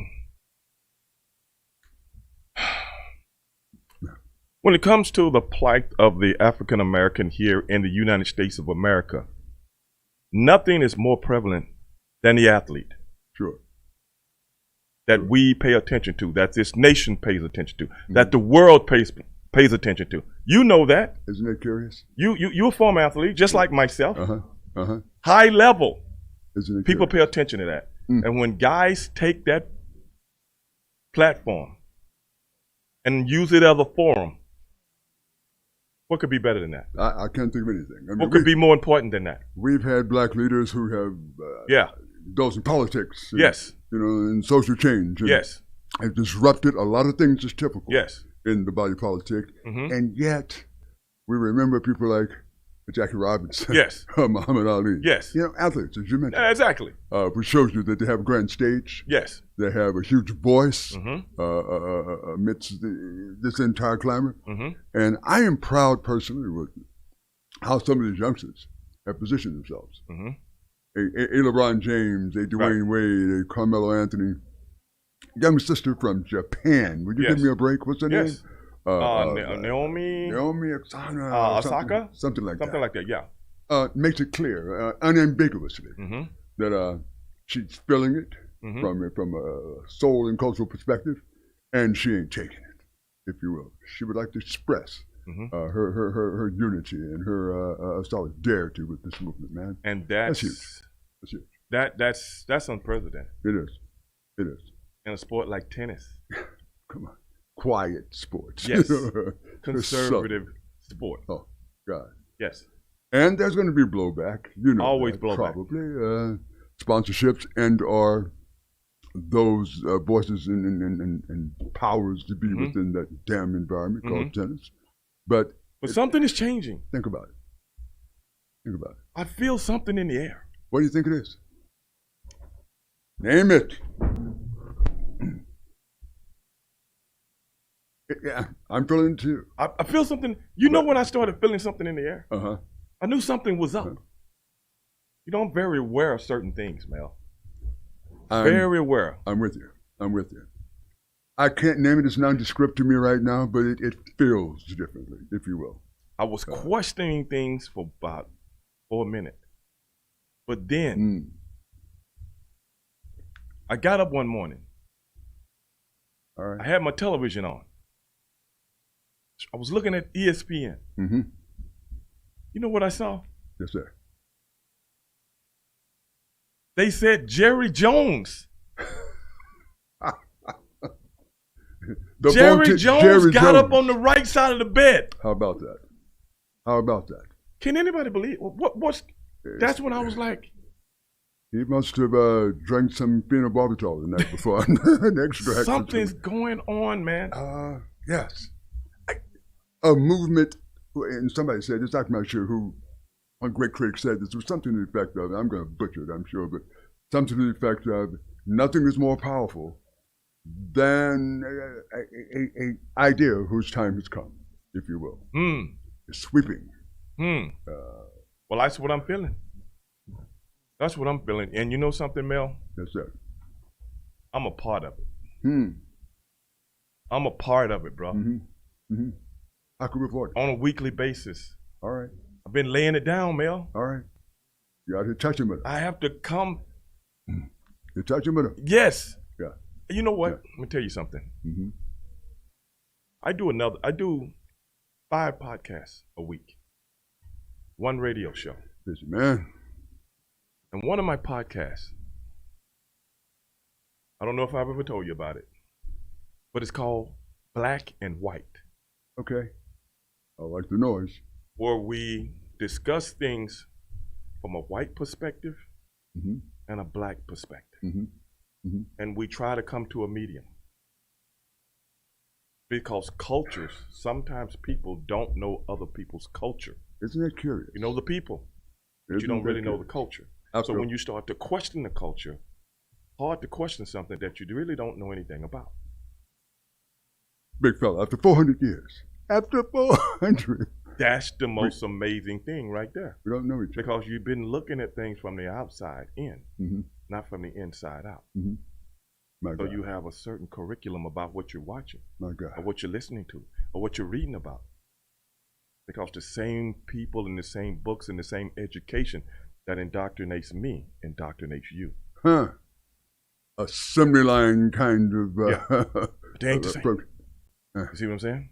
Think about that. So, our podcast has went from nothing to something. There you go. There you in go. about 6 months. Huh. Are you getting good viewer feedback? It's crazy. Yeah. Off the chain. Because you know, people look at me and they go, "Oh, I thought he just knew how to beat people up." Well, no. Yeah, I do know how to beat people up, but I also know how to strategically beat you up. There you go. You know what I'm saying? There you go. Beating people up is an art form. Yes. You just don't get up and know how to do it. You know what I'm saying? You played basketball. Absolutely. You remember all the years of training? Sure. It's an art form. Some people just think you just roll out the bed and, no, brother, it ain't like that. It takes years of training. Oh, It takes man, years it's of mental. conditioning. It's psychological. It's all mental. Yes, it is. By all So means. you take all of that, take everything you've learned, take all your travels, all your meeting people all around the world, and you put that together. One big bowl of gumbo. Think about that. What you got. Because I see things for what they are. And I got an open mind. Black and white. Black and white. Listen, Stevie, several years ago, I stood in the streets of Sao Paulo, Brazil. Better you than me. Oh, well, yeah. I'm not standing in the streets Huge of Sao city. Paulo, Brazil. Huge city. You know what I'm saying? It's more than a notion. Yeah. I mean, you'd better understand where you are. Yeah, but you see that guy from the Olympics get robbed down there? You Sure. know, I'm like, Several of them. By one guy. Listen, that's another discussion entirely. Okay. But I stood there understanding that, Okay. but for this little round rubber sphere in my hand, Right. that probably wouldn't ever be. That was the same thing in Brussels, Brazil. Yeah. Bruxelles, if you will, and Brussels, Belgium. However, what I did notice, and it wasn't so subtle, is that irrespective of that culture being Brazilian, if Yes. you will, cosmopolitan, Yeah. those who tended to suffer socially, those who tended to fall somewhere in the fulcrum of economics, look like me. A million miles away, man. Yeah. And they look like me, and they're dealing with similar kinds of social conditioning. Right. I think I became a sports sociologist at that moment, if you will. And we have to arrive somehow at a better understanding of what's needed. White Americans are going to have to learn a skill, acquire a skill that they've heretofore never been required to have, and it's called collaboration. Okay. Demographics are changing rapidly. All demographers are letting us know that somewhere in this next 30 to 40 years, perhaps white Americans have become something of a class minority in terms of ethnicity Well, in this country. If you look at the stats, that seems like things are going that way. Wow. What, the next 20 years, I said? 20, 25 years? Something like that? That's rapid. That's rapid. But the way I look at it is this. Power is power. Mm-hmm. Whether it's a few or many. And power is self-perpetuating. Yes. you get power to acquire more power, if you will. Yes, absolute power. It's contagious. People love it. Well, here we are amidst what people are referring to as a colossal pandemic. Yes. With an election coming up that's Yes. tenuous at best. Steve, what do we do, my man? What do we do? You know, what are we doing today? First annual voter registration. Voter registration. Midtown Bar and Grill. By all means. That is what we are promoting today. Huh. For people to come down, get registered to vote, go out and do what we all should do as Americans, constitutionally. Absolutely. Absolutely. And vote to make change. Here's a subtlety that I want to just sort of interject in here if I could. This is the big 4-year circus. Yes. If you wait until we see this, it may be too late. You know, all politics are local, some famous politicians said. And sometimes that can be more important Absolutely. to certain communities. You bet. You know what I was doing today before I came over here? Okay. Let me in on it. You know I'm into local politics. And I'm sure somebody... I try to make a difference. I was doing a food drive for one of the local politicians today. Wow. I don't want to mention the name. Okay. They didn't pay me to promote them. Mm-hmm. But if they had, I'd sneak it in. I'm sure you would. But that's what I was doing today. A food drive for the less fortunate. How about that? I mean, it's important stuff. Local stuff, but very important. I come from the perspective that you have to perhaps think globally, but act locally. Right. Your homeowners association, right? Your mud district, your school district. These little organizations have taxing authority, man. Tell me about it. They can make a difference in Hey, your I've life. been through it. And the ideas that somehow are developed there find their way up to the State House. Yeah. Yeah. Yeah. Which eventually finds its way into public policy. Exactly. Boy, come on. Come on, bro. So that's why, you know, when we do what we do, when we put these people in office,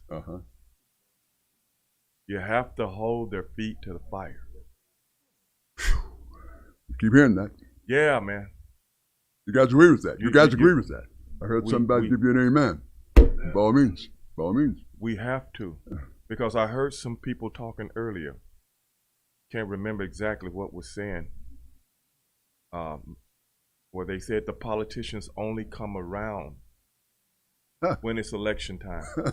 That's why. That's very true. They come around because you are complacent with what they do. Take them. Do not take them at their word. Take them at their action. There you go. And you hold their feet to the fire.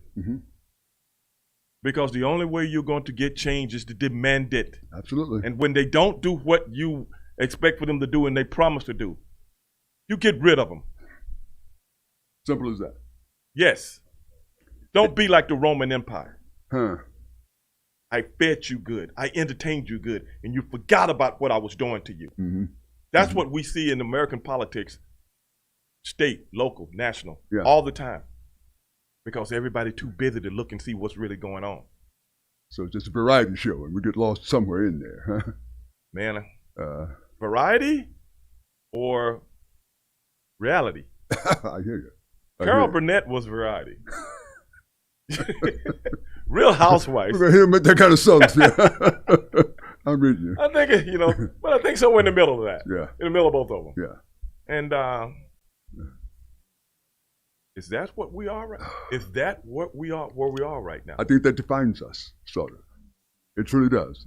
We've gotten, I think, deliberately sort of complacent, and we're sort of disinvolved to a large degree. But it's set up that way. It's designed that way. Yes.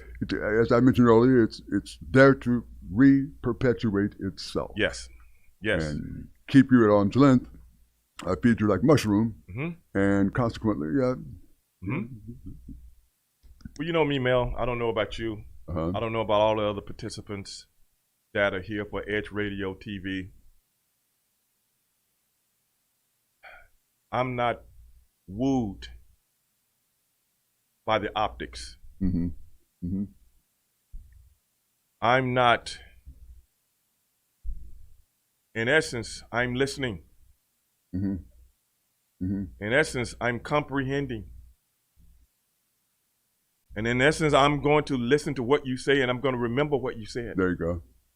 You're not buying into the clown show. And when things don't take place, I will remind you. I love it. I love it. 20 minutes after the hour, we're talking with Big Stevie Ray Vaughan. I'm your Not host, Vaughan, Big Mel. And, but it's Stevie Ray. You really like Yeah. Stevie Ray. A lot of people used to call me that. Why not? I don't know, man.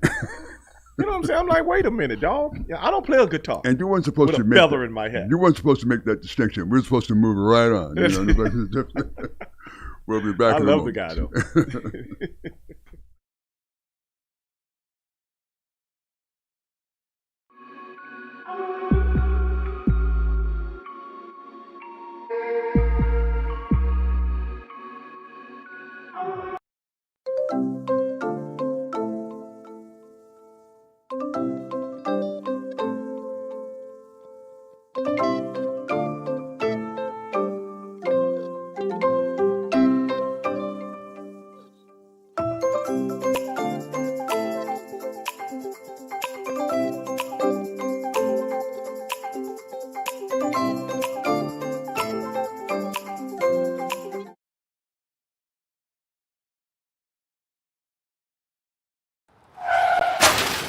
We've been out of control since we got hit back in March 2020. Mortality rates keep climbing. Infection rates go up and down and then back up again.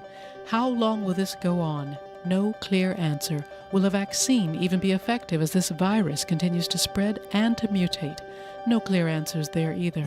I'm a trained nutritionist, herbologist, personal trainer, behavior modification, and stress sciences expert. I'm also a COVID-19 and pneumonia survivor. I've watched the continuous wall-to-wall news coverage, and while yes, wearing a mask and social distancing are crucial now, you're not being given important tools that you need in order to fortify your first line of defense, your best line of defense, which is your own immune system. What's going on here? There are simple, affordable, and natural ways to help build your immune system to fight any virus or bacteria now, and it starts inside of you. That's why I need to invite you to join me for Beyond the Mask, an intimate talk about vital ways to immediately begin boosting your immune system. Are you worried about the potentials of a second wave? Are you concerned now that your immune system may not be strong enough? Let me show you now the changes that will allow you to optimize it. Let me show you how to maximize your exercise benefits in a 12-minute routine that you'll do every other day to easily increase your metabolism, strengthen your respiratory and immune systems, and give you better circulation throughout your body. Listen, sugar feeds both bacteria and viruses. Let me show you ways to kick that sugar addiction now and to get some weight off. Let me share with you keys to better nutrition that boosts your immune system.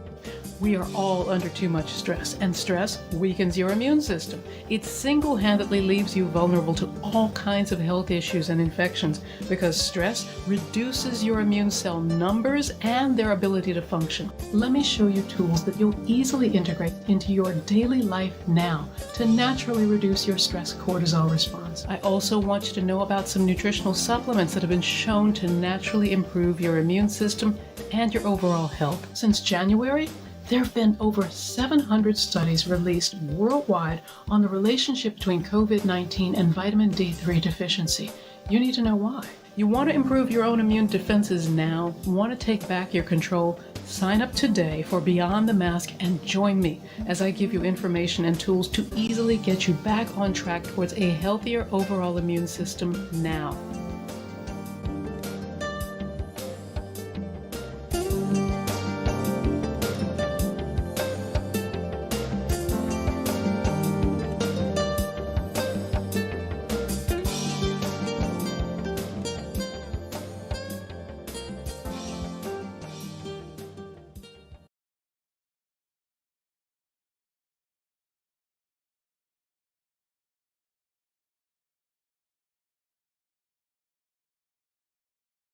We work our whole lives to support our families. With one accident or illness, it can all be gone in an instant. Now there's a smart, affordable way to protect your family. Go to findhealthbenefits.com and discover low-cost life insurance for as little as $2 per month. Add to that a tax-deferred annuity that can help you protect your assets and grow your money for retirement. Learn more. Go to findhealthbenefits.com or call 877-235-6094. A critical illness can strike without warning and wipe out your life savings. In fact, it's the #1 reason for bankruptcy. Find Health Benefits offers an affordable solution. Get up to $50,000 if you get cancer, stroke, or a heart attack, giving you the peace of mind to focus on getting better while the plan helps you to pay your bills and medical expenses. Learn more. Go to findhealthbenefits.com or call 877-235-6094.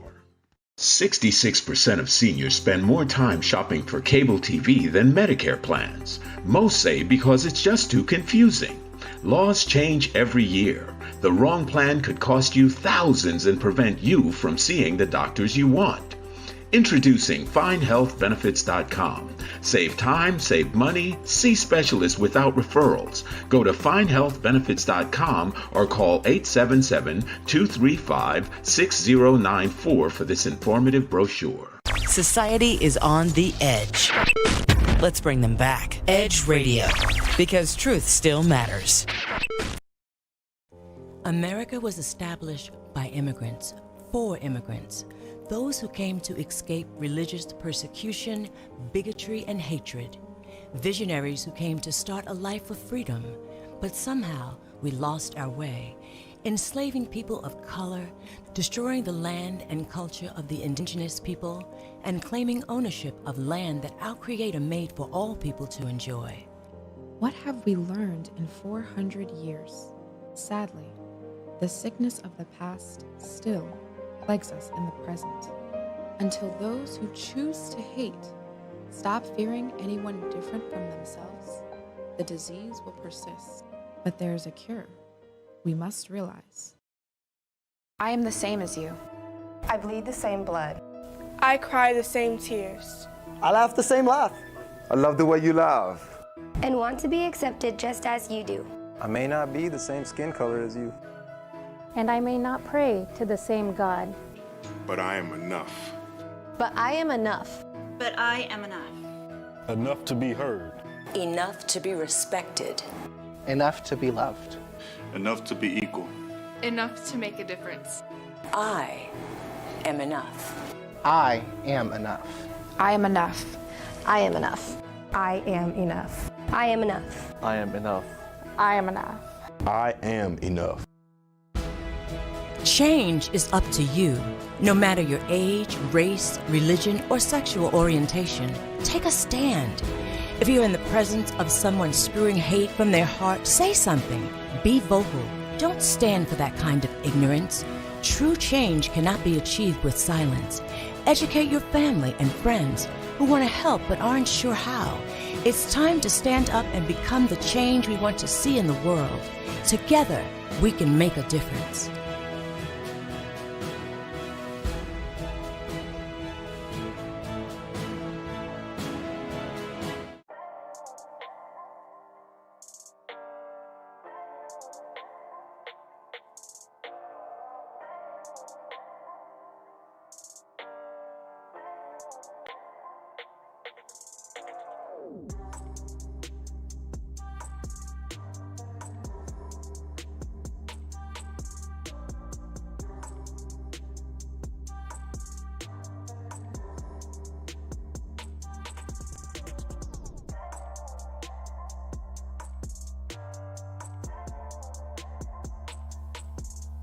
Hey everybody, it's your girl Simply Tennille here, live from the voter registration drive at 415 West Gray Street at Midtown Bar and Grill. The edge is getting edgy and it's your girl. You know I am here and we have so many things to talk about. I just wanted to liven it up for a second, get on the air in front of everybody. We need to definitely talk about why you, Miss Lady, came to support the voter registration drive today. So first tell everybody who you are. Absolutely. Well, my name is Cheyenne Cudjoe, and I am a visual artist. So, of course, the topic of conversation with voting is always about getting your voice heard.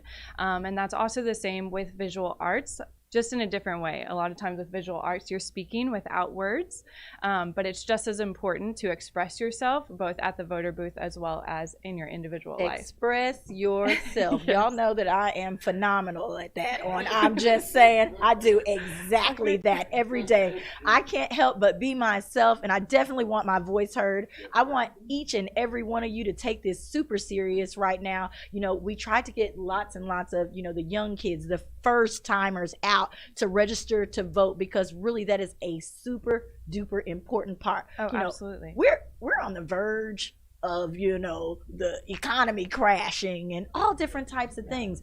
You have to have your voice heard so that you can survive through these times. The politicians that you put in place right now will be those very people who make the decisions.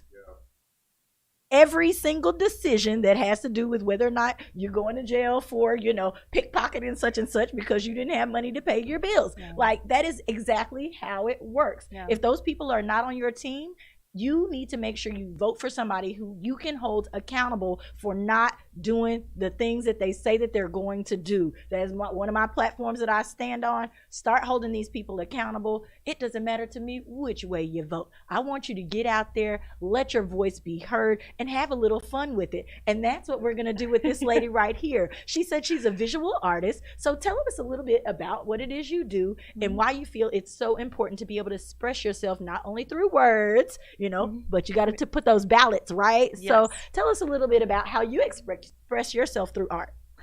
So I'm all about raising awareness and increasing consciousness, and I do that in visual format. So a lot of my work, I decide to use either watercolors or Is that your favorite?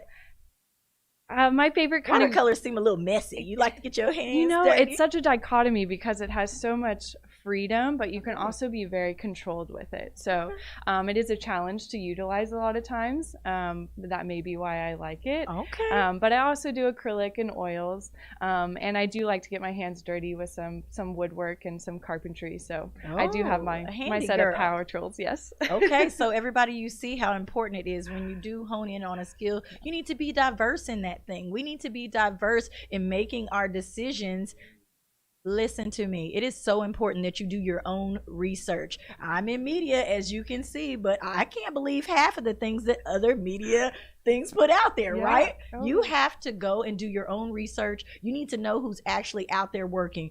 The Edge Radio, we're here. We're in the community right now. We've invited several people out to come and speak to you and tell you what's the real and what's going on. And then you got to hold them accountable once they do what they say they're going to do. Absolutely. I think just as important as doing your research and understanding who you're voting for, I think it's equally important to do the research on yourself, understand who you are as a person. And you talked about being real and expressing yourself for who you are. I think so many people are afraid to do that.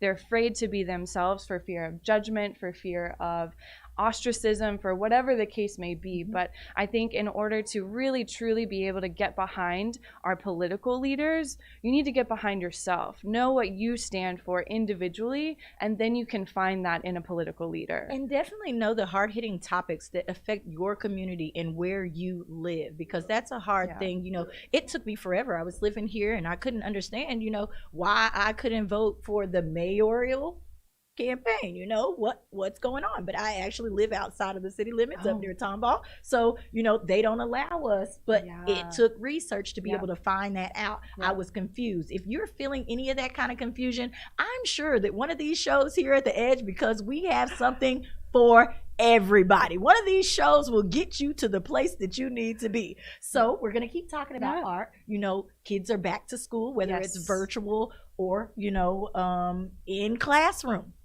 We're going to talk about them going to school, learning the art, lots of art forms being taken out of the schools right now because of funding and different reasons. Why do you feel it's important to have art in schools? Honestly, I think it's the most important, especially with the younger generations. Their vocabulary and their ability to express themselves verbally is not quite there yet, but even as a young kid, you're able to draw exactly what you're feeling.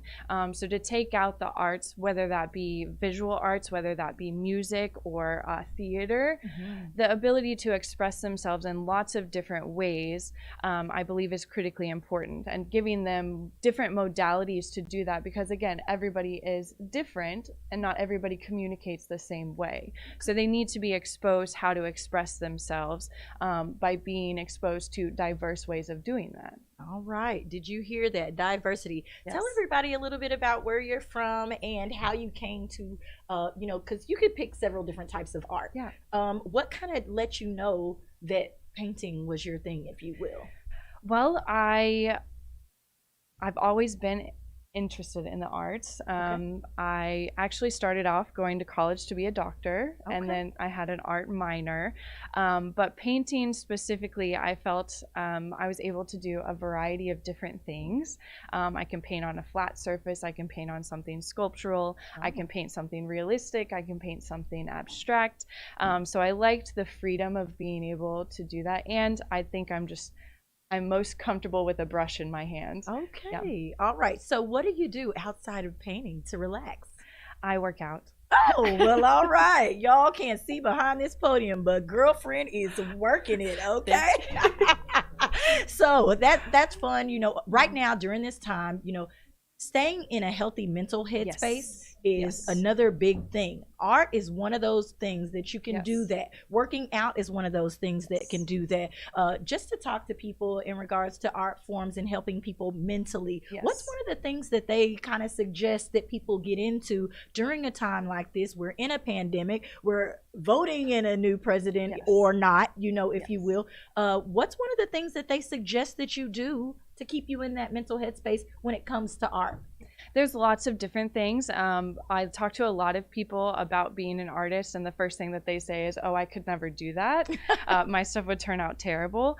So little things like doodling, I mean, that is an art form. That's very relaxing. Some of the most terrible pieces, though, turn out to be the best things. Everybody else is like, man, that's amazing. And you're like, I just scratched that out, They also have, adult coloring books now, which I think are really cool.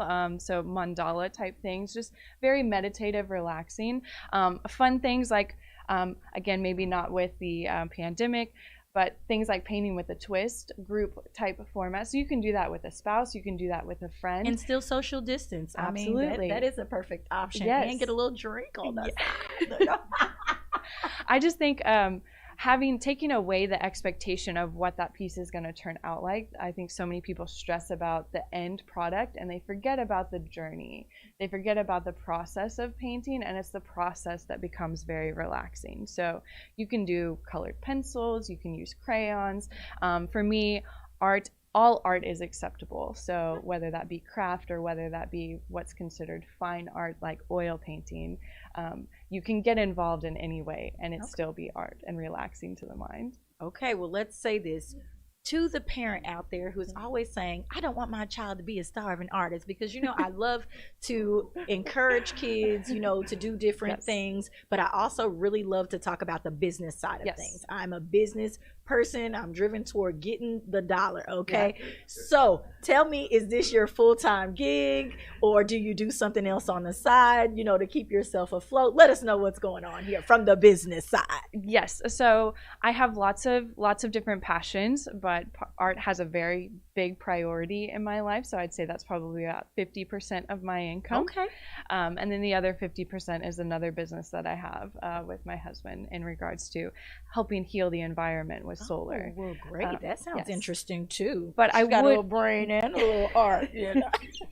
I would encourage all of the parents out there that have children that are interested in pursuing the arts to encourage them. I am working very, very hard to get rid of the mindset of a starving artist, because that is what it is. It is a mindset. There are so many arts out there, and art is being sold every single day. So the ability to make money in the arts is there. All of it is just about a mindset. Asking the question, how? And we talked about this behind the scenes just a little bit. I know a lot of y'all may not know, I have 7-year-old twins. They are very much already going to YouTube, learning how to draw different things on, and that's why I thought that this was really interesting and something that we needed to talk about, because it gives them a release. They are watching a lot of computer nowadays, ladies and gentlemen. If you can pull them away for 20 minutes, if it is, because school is all day on the computer, then they want to play the video games all night, you got to find a way to pull them apart. And hand painting and stuff like that is very interesting for young kids. They like doing stuff like that. Find a way to pull them away from the screens. Okay, absolutely. So art is a perfect way to do that. I want to encourage everybody to follow you on social media as well. So tell everybody where they can find you on social media. So social media, both Instagram and Facebook, Elvin Original Art is where I can be found. I do a lot of commission work, and I also do a lot of just personal made work.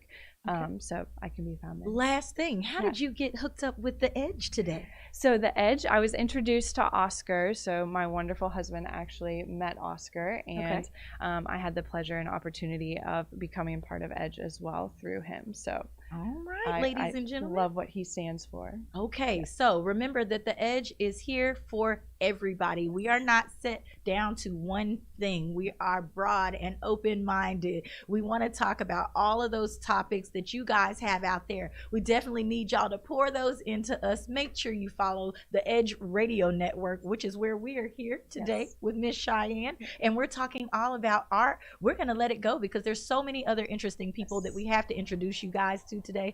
I am simply Tennille on social media, on Instagram. I like everybody to follow that page because I don't have to worry about trying to delete somebody for you to come on.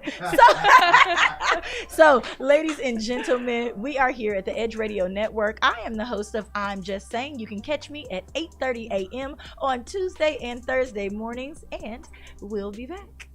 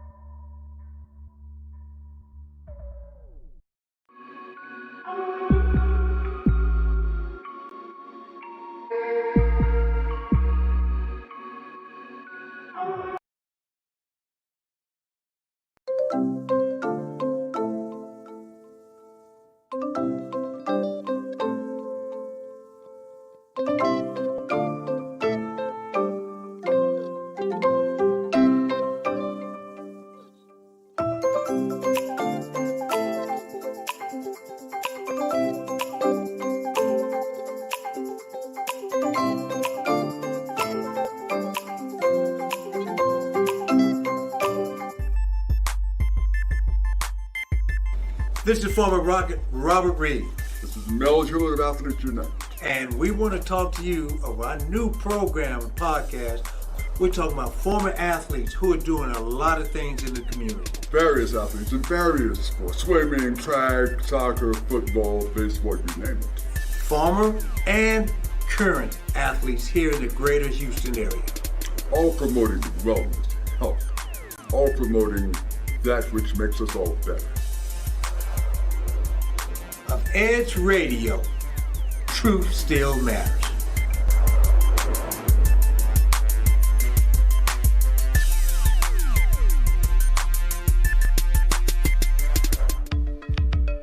Are you a small business owner concerned about the downturn in the economy?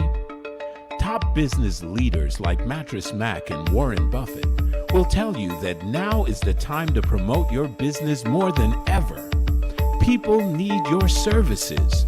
Your business needs an edge. Learn about special advertising packages for small businesses right here on Edge Radio. Find out more, give us a call at 281-744-0446. That's 281-744-0446. 0446. EDGE, because truth still matters.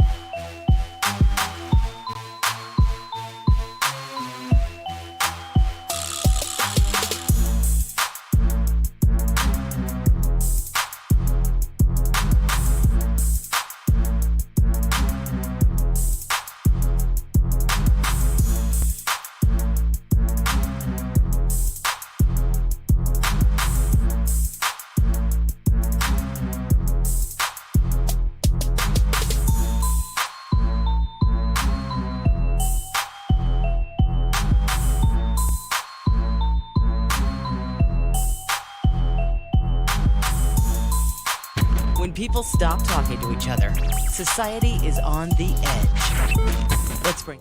America was established by immigrants, for immigrants, those who came to escape religious persecution, bigotry, and hatred. Visionaries who came to start a life of freedom, but somehow we lost our way, enslaving people of color, destroying the land and culture of the indigenous people, and claiming ownership of land that our Creator made for all people to enjoy. What have we learned in 400 years? Sadly, the sickness of the past still plagues us in the present. Until those who choose to hate stop fearing anyone different from themselves, the disease will persist. But there is a cure. We must realize. I am the same as you. I bleed the same blood. I cry the same tears. I laugh the same laugh. I love the way you laugh. And want to be accepted just as you do. I may not be the same skin color as you. And I may not pray to the same God. But I am enough. But I am enough. But I am enough. Enough to be heard. Enough to be respected. Enough to be loved. Enough to be equal. Enough to make a difference. I am enough. I am enough. I am enough. I am enough. I am enough. I am enough. I am enough. I am enough. I am enough. Change is up to you. No matter your age, race, religion, or sexual orientation, take a stand. If you're in the presence of someone spewing hate from their heart, say something. Be vocal. Don't stand for that kind of ignorance. True change cannot be achieved with silence. Educate your family and friends who want to help but aren't sure how. It's time to stand up and become the change we want to see in the world. Together, we can make a difference.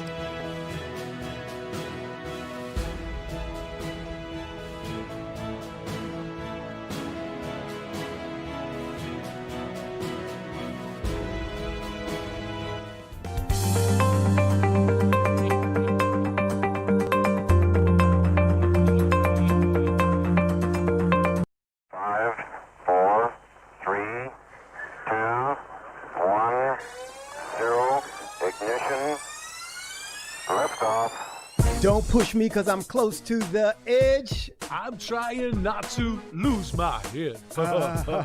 Hey, this is the Talk About Unity show where I bring the talk. And I bring the unity. And together we talk about unity. Unity is what matters. Come on. And right now in our country, that's what we've got to do. So we do that here at Talk About Unity on the Edge Radio Network. Be with us every week. It's going to be awesome. It always is. And I tell you what, the more we seek first to understand, then be understood, we make progress. And we like to do that. And that's why everybody's on the brink. We love what we do at Edge Radio because everybody's on the edge. We bring them back from the edge and we bring the unity. So we're just glad to Edge Radio Network every Tuesday morning, 10 a.m. Talk About Unity because here at Edge Radio Network, truth still matters.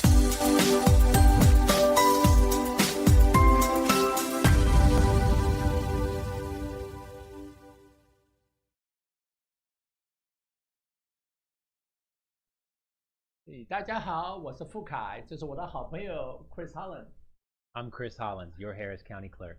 Yes, 9月26号礼拜六下午4点钟以后，你可以到我们这个 Midtown Bar and Grill 这是城中间有一个酒吧，我们大家来庆祝，我们可以来做选举，可以就是 register， 也可以注册，然后选举，然后我们有一些画展，有些音乐表演现场，所以大家不要忘记了，最好赶快来参加我们的这个很好的节目，还有很好的意义，所以大家可以一起见面谈一谈选票的事情，然后的话大家可以享受音乐、食物还有画艺术这方都集中在一起呀，不要忘记了。9月26号礼拜六下午4点钟以后到10点。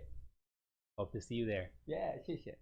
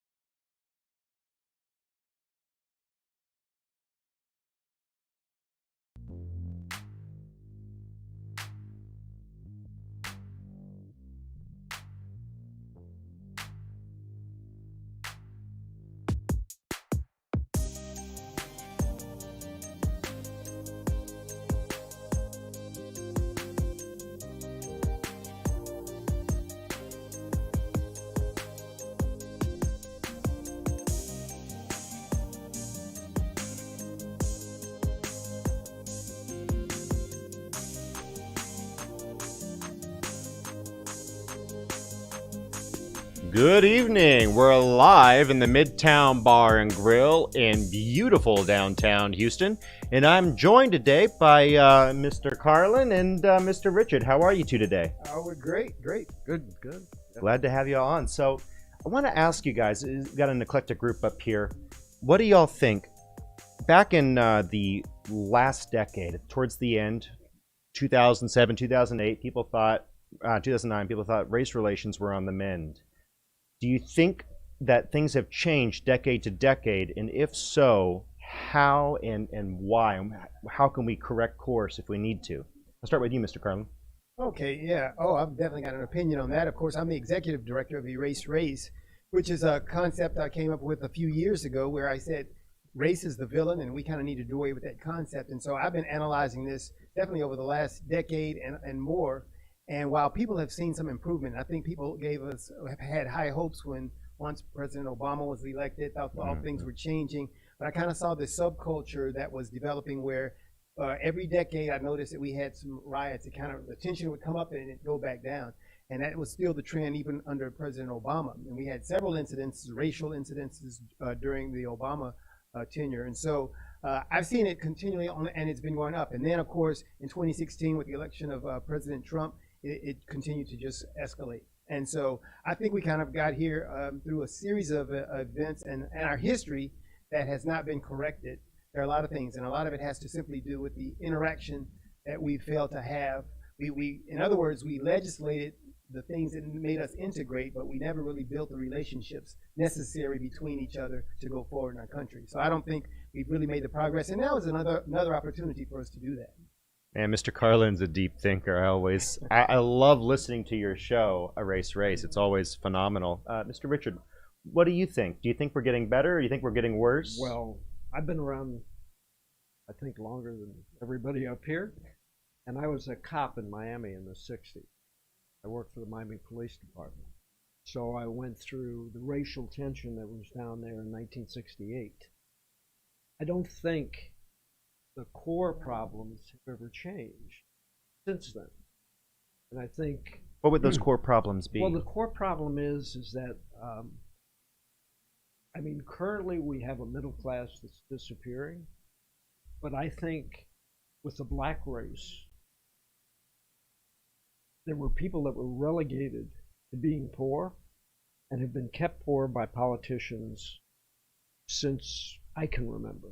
How have politicians been keeping people poor? It's an interesting claim. It's amazing that our politicians are living in 6,000 square foot homes and they have bodyguards and they drive fine automobiles and they go to Congress and they get all this money allocated for places like Miami and Baltimore and Detroit.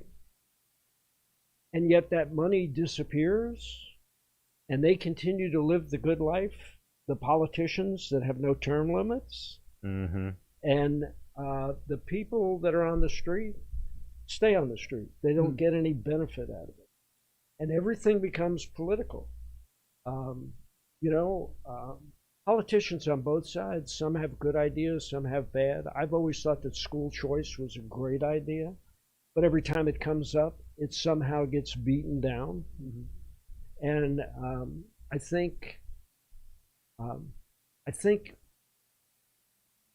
when Obama became president, what it did is it gave great hope to the black race that a black man could be president. However, he got there and he didn't do anything for the black race that I could see. Well, with a lot of these politicians, and that's an interesting point, a lot of these politicians, what I see them doing is, and I saw your face light up. I want to get your reaction to that in just a minute. Yeah, you were moving. I want to get your reaction. I want to get your reaction. But I'll throw my 2 cents in here. And I love these conversations. If you guys don't tune in to When Opinions Collide on Thursdays, 11 to 12, we have these conversations all the time. But my limited experience and take, my research is just kind of points to, I think if we are dividing people based on superficial external characteristics, anytime you divide people based on not on values or beliefs, but you divide and group by superficial external characteristics, you are going to put someone in the hole.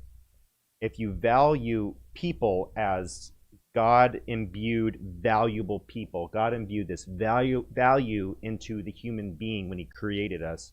If you don't have some sort of sense of a higher power, there was someone in, I forget if it was Uganda, I forget the nation, but he said, he's an atheist, a strong atheist, but he said the Christian moral that there's something, anything that says there's a higher value would save our country. And that country's gone further and further. We have to have some sort of higher value to seek. And I think you have to judge people on who they are as opposed to what they are. The content of the color, or the content of the character, not the color of the skin. But I want to come back to real quick. Okay, yeah. Because I saw your face. I want to advance this conspiracy theory because it plays off of what he was saying. And he was basically, that these people, the politicians, are there for themselves and the poor people stay poor and everything kind of stays the same. I want to advance that this way because I really think that's very much true. Because one of the things, and I blame public education for not giving us more critical thinking so that we really think deeply about these things and we can begin to make assessments based on reality.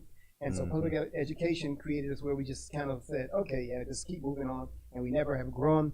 But every time an issue, and one that we agree on 100% comes up, something distracts us. And I'll give an example, one that he used. He talked about term limits. I have never met an individual yet, and I've done this and I've asked people, what do you think about term limits? 100%. So there might be somebody here that says, I'm not for term limits, but I've 100%, everyone agrees on that. So the American people agree 100%. If that happens, and a politician, which happened last year, about 10 months ago, a politician brought that up and said, a senator said, we need term limits. Amazingly, this event happened, this huge, Black Lives Matter was funded, and now everybody argues over Black Lives Matter or All Lives Matter or Blue Lives Matter. We argue about that, Absolutely. And we forget about the fact that everybody agreed on term limits, and nobody addresses that.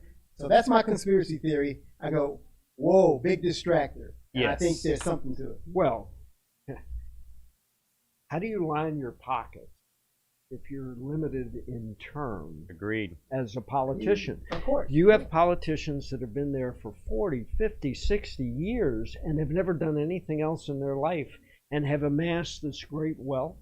Well, how do you amass that kind of wealth? Yes. Well, you know, if you push what gets you wealthy, like the teachers union, or like big pharma, you know, the cost of drugs. I mean, I went through cancer for 27 years. I'm so sorry. I looked at some of the bills. Luckily, I had insurance. I looked at the bills. They'd give me an infusion. $52,000 for a quart of something. Well, that's now, another conversation to have, why the government shouldn't be involved in regulating that. But right. they're just bad at everything they do. But it's all into the same bucket. And the problem that we have is the people that we put in Congress, in order to do something like term limits, you need a supermajority. 51 votes don't hack it. Well, we've had supermajorities before and not gotten anything because certain people are beholden to special interests. Exactly. And if you look at it, whether you love or hate Ted Cruz, most people can get behind this when he said this. He said, most politicians, they weren't the cute one, they weren't the cool one, they were not the jock. They're old, losing their hair, and they're stupid, and they're 40 years old, and the only thing that they have is, yes, Senator, yes, Congresswoman, yes, whatever it is. They love that fame and that power. And so they'll do anything to stay in power, including promise the world and deliver nothing to the community that they swore to uphold their values. That's true. And on the ideology side of that, there's a author, Isabel Wilkerson, who wrote a book called Caste, The Origin of Our Discontent. A book, it's number 2 on the bestseller list right now, which makes a really good case for where we are with this concept of race. And it basically says that we've built into America a caste system, and which I call race. She defers to it as race summit. If she said race the whole time, it'd be exactly my belief, because she says that, and it doesn't allow people to escape out of that situation. And so that kind of feeds into all this. It feeds into not just skin color, but how society sees you, and you can never escape that thing. So people who are down there, and politicians have a reason to keep them down there because they're in that class system. So. And I forget who said this, but it was about the Greco-Roman Empire. They said the moment that people realized that they could vote themselves money was the doom of that democracy. I mean, we don't live in a democracy. We live in a democratic republic of representation to avoid that. To avoid the minority being overruled by the majority. Which now has become somewhat worse if you look at what's going on during this pandemic. Now we have fiefdoms that are built in cities where mayors now have the ability to say, you can or cannot do this, or you can or cannot have that. Cuomo came out the other day and he said, because he hates Trump, but he said, I don't believe what he says about a vaccine, so he's going to hold 8.5 million people in New York hostage until he's sure that this drug is okay for them.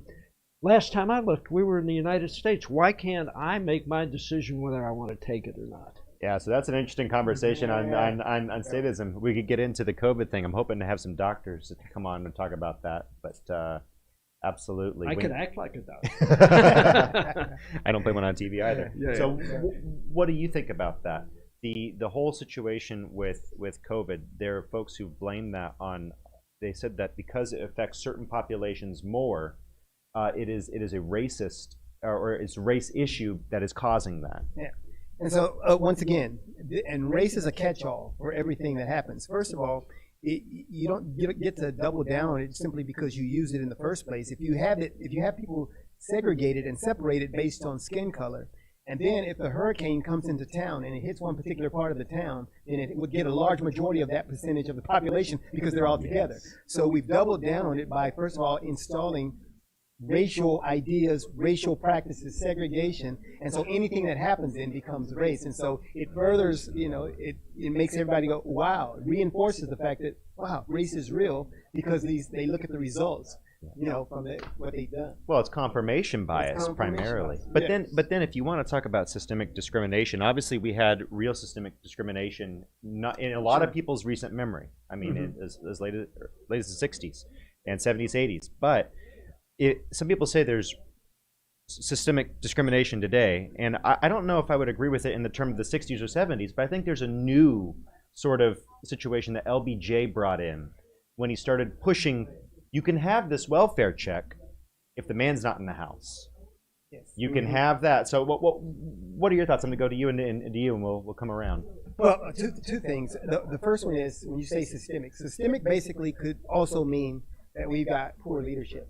You know, I agree. So I would Amen. call, that's what's systemic. If you've got poor leadership, then they will continue to do the same old things, and they don't fix the problems of a bad system. Because they want to run the same issue. Yes, because a good leader will fix a bad system. I mean, you look at the system of slavery that we had. We got Abraham Lincoln, and that went away. Now people argue about that, but it went away. So that's the answer to that. And so I think you can do that. And then the fact that the follow-up, what was your other point you were talking about? So I was saying, ultimately, LBJ setting it up so that the man could not be in the home to receive welfare and targeting the black community specifically.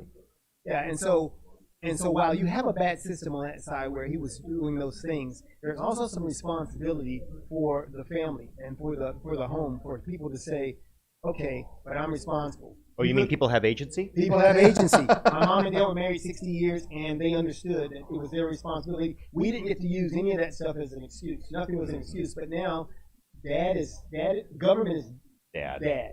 Government is dad. And so, Daddy, Uncle Sam. You know, and so I could go and say, government, dad, you owe me this. And we make that when we fight for it. What do you think? That's a lot to come up on. I saw a movie, an older movie, you know, a Netflix thing during pandemic, you know. Sure, a lot of that going on. Jingo. And what stuck out, I mean, there was a lot of violence and all of this, but what really stuck out to me was that when he came in and destroyed the plantation, he destroyed the master, you know. Mm-hmm. All the slaves that had a built-in caste system that was set up by the white master, they didn't know what to do. They were freed, but they had nowhere to go and nothing to do. And what I think politics has done is they're created that same caste system like with LBJ. The more children you have, the more welfare you get. But you can't have a nuclear family. We want a voting block. And so now you have these children that have no father figure, and you create this voting block problem. Yes. So this is a really interesting conversation. I think I don't know if we're coming up on a break, and who knows? We may or may not be back when this commercial break is done. We're just sort of rotating through. I think Vince said we're done. Vince says we're done. So I want to thank you both for coming on. How can people reach you? Oh, hey, I'm at Erase Races on Facebook, Twitter, Instagram, and I'm at eraseraces.com on the website. Go there and get ready to think critically. All right, Richard, 20 seconds. Where can people reach you? I only have like home phone numbers. Well, don't do that. Don't do that. Don't do that. So, he's 75. I mean, what do you expect? Well, my name is John Arthur Fiala. Right. I am with When Opinions Collide. You can find us here at this station on Thursdays from 11 to 12 now, at Opinions Collide on the Twitter.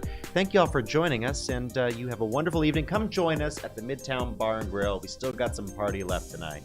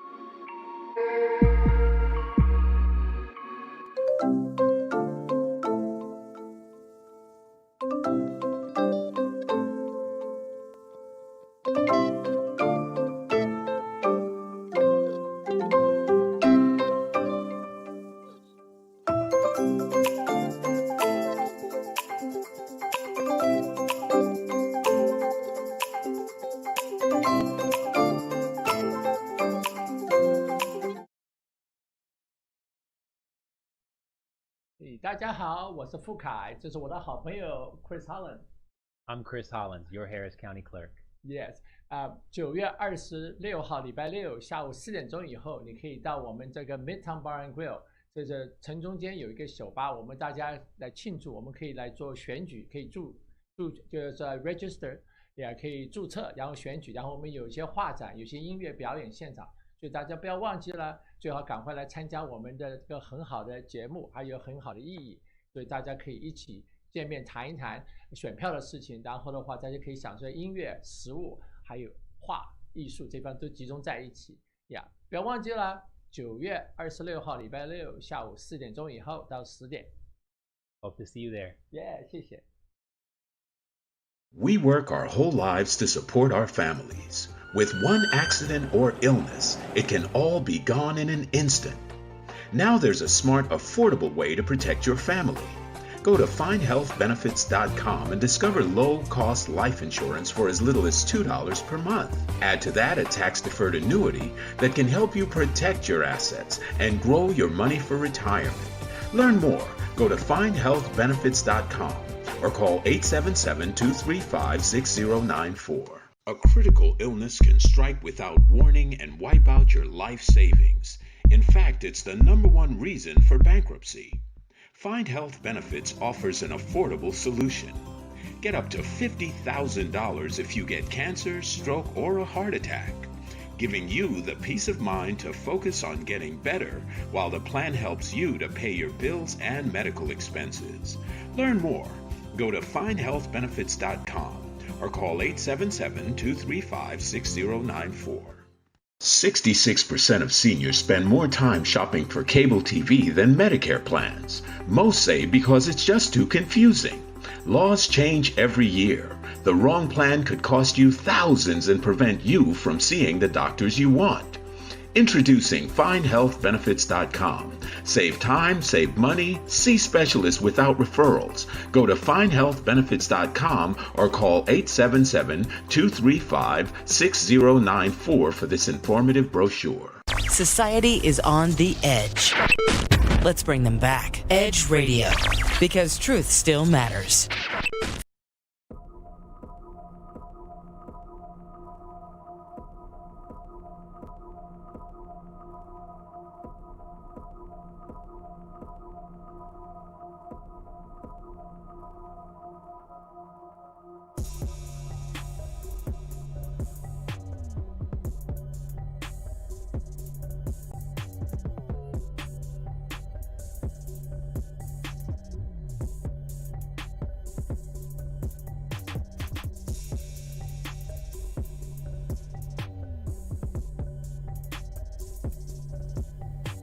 Welcome to the Tony Talk Show. We are here on Wednesday mornings at 11 a.m. on Edge Radio.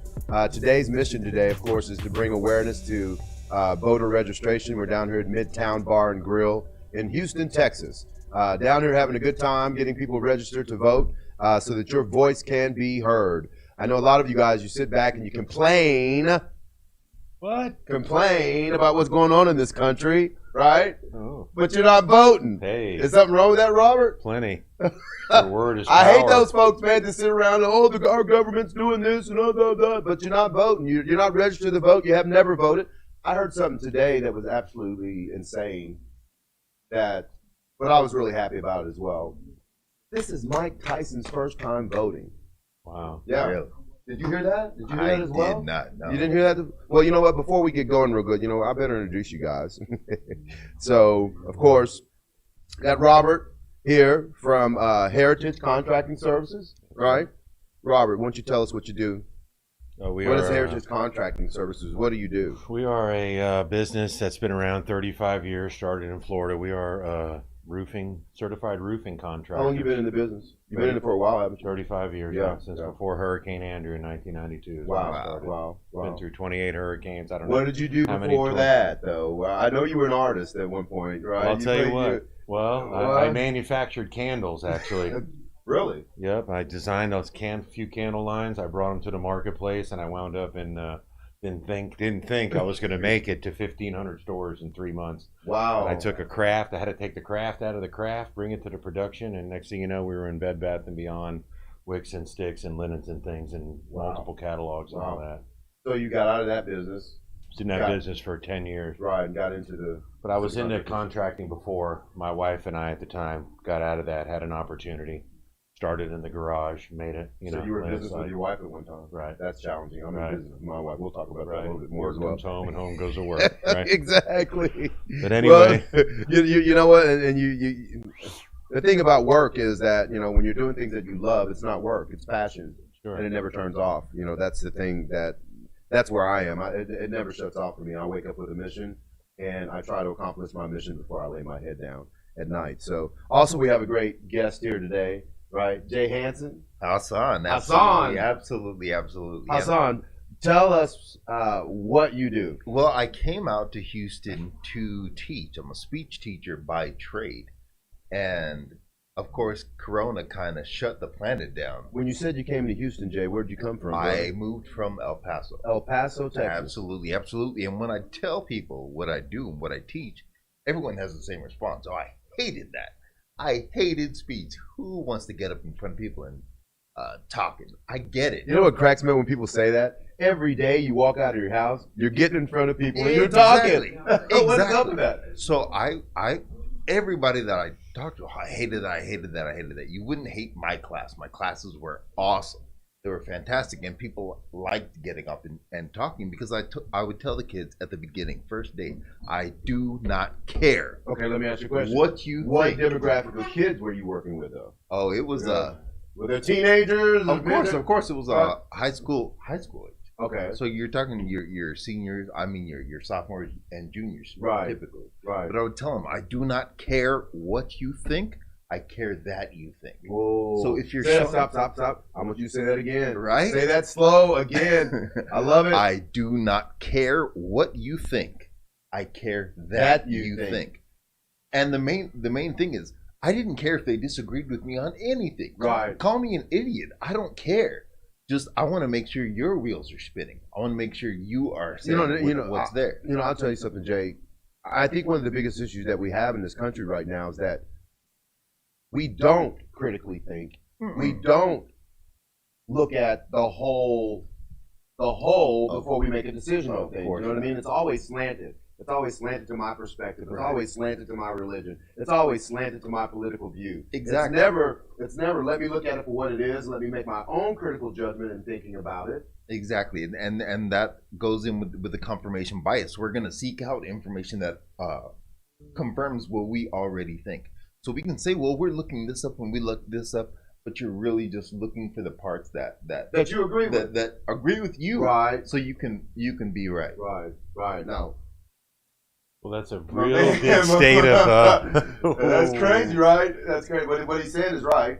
So, well, sure, what is your perspective on that one? Well, any new information, the first thing we want to do is balk, and a lot of our thinking has been handed down from generations to generations. So, along with everything we've talked about here on the show since I've been around tonight, and it's just really at the personal level and at the local level is where we start making changes, like you do in the classroom. We do at the door. Right. Absolutely. Tony and I met because he's involved in solar. I'm in roofing. So we got the cake and we want to put the icing on. Absolutely. It's a perfect match. And we met at the gym, doing flies right at the corner there. Absolutely. And long story short, he took a picture of my card or my sign on my truck 2 months before that. Yeah. Perfect. And lo and behold, through, paying attention to your intentions about how you want to collaborate to dominate your industry, make a dream work, bam, we meet in the gym. There it is. Like most of us and here. we both had the same mentors, pretty much. Pretty much the same people we people. talked to. It was like, it was so ridiculous. The law of attraction was at work. Well, what people don't understand, again, guys, today what we're actually talking about is we're talking about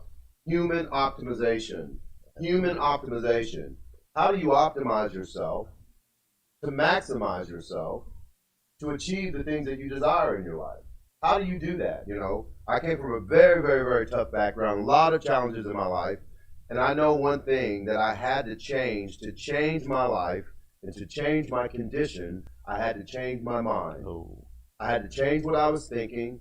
I had to change living a life full of excuses. I had to take responsibility for what I was thinking, take responsibility for what I was saying, and then I could take responsibility for what I was doing.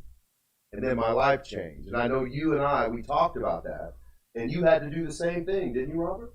Well, I grew up in Miami in the 70s. I mean, if you don't think Tony Montana and all that stuff is real, if you ever see those documentaries. When I talked to him in the gym, Jay, he was like, he told me how he used to live. I was like, are you serious, man? Yeah. You're not even supposed to be in front of me right now. You're supposed to be in prison or dead. One of those chopped up in the last Absolutely, you know. So to be able to see someone come from that type of lifestyle, because you know in that game, there's only two ways out. That's it. They play jail for and keeps. death. And sometimes you might get jail and death. You're right. That's it. And it'll be a blessing if you get locked up so you can get a chance to get out. But you still don't have to go down that road. Right. Sometimes we're products of our environment. Sometimes it's peer pressure. Right. I've been through a lot of heartaches in my life and ups and You downs. talked to me a lot about stinking thinking.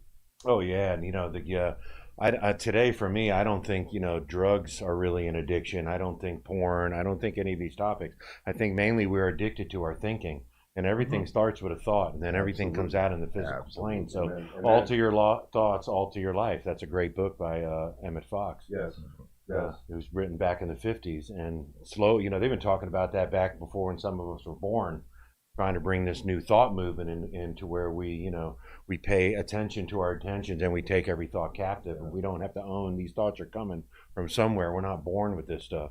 So it comes from, Pompous, it comes from the radio, it comes from the neighbor, it comes from somewhere. Yeah. And either we entertain it or we don't. And but I think today, in today's society, we're more towards taking every thought captive now. And there is a shift going on in the world. Absolutely. There's still some resistance and people that don't want to change, the naysayers, the haters, that don't want to flip And those over. are the folks we need to get out of office. I'm sorry. Hey, listen, I'm going to tell you the truth. Those old way of thinking, those old ways of doing, just like what Richard Farm was talking about, we need to have term limits. Exactly. Okay, if I can get elected and stay there forever, that's not right. I mean, nothing in this and it's world. it's not to my advantage for anything to ever change. It won't. So if I sit here, I can keep it going. And the let me right ask you way. a question, Jay. Do you think that is the disparity right now that's going on? Why people are saying, "Hey, you know what?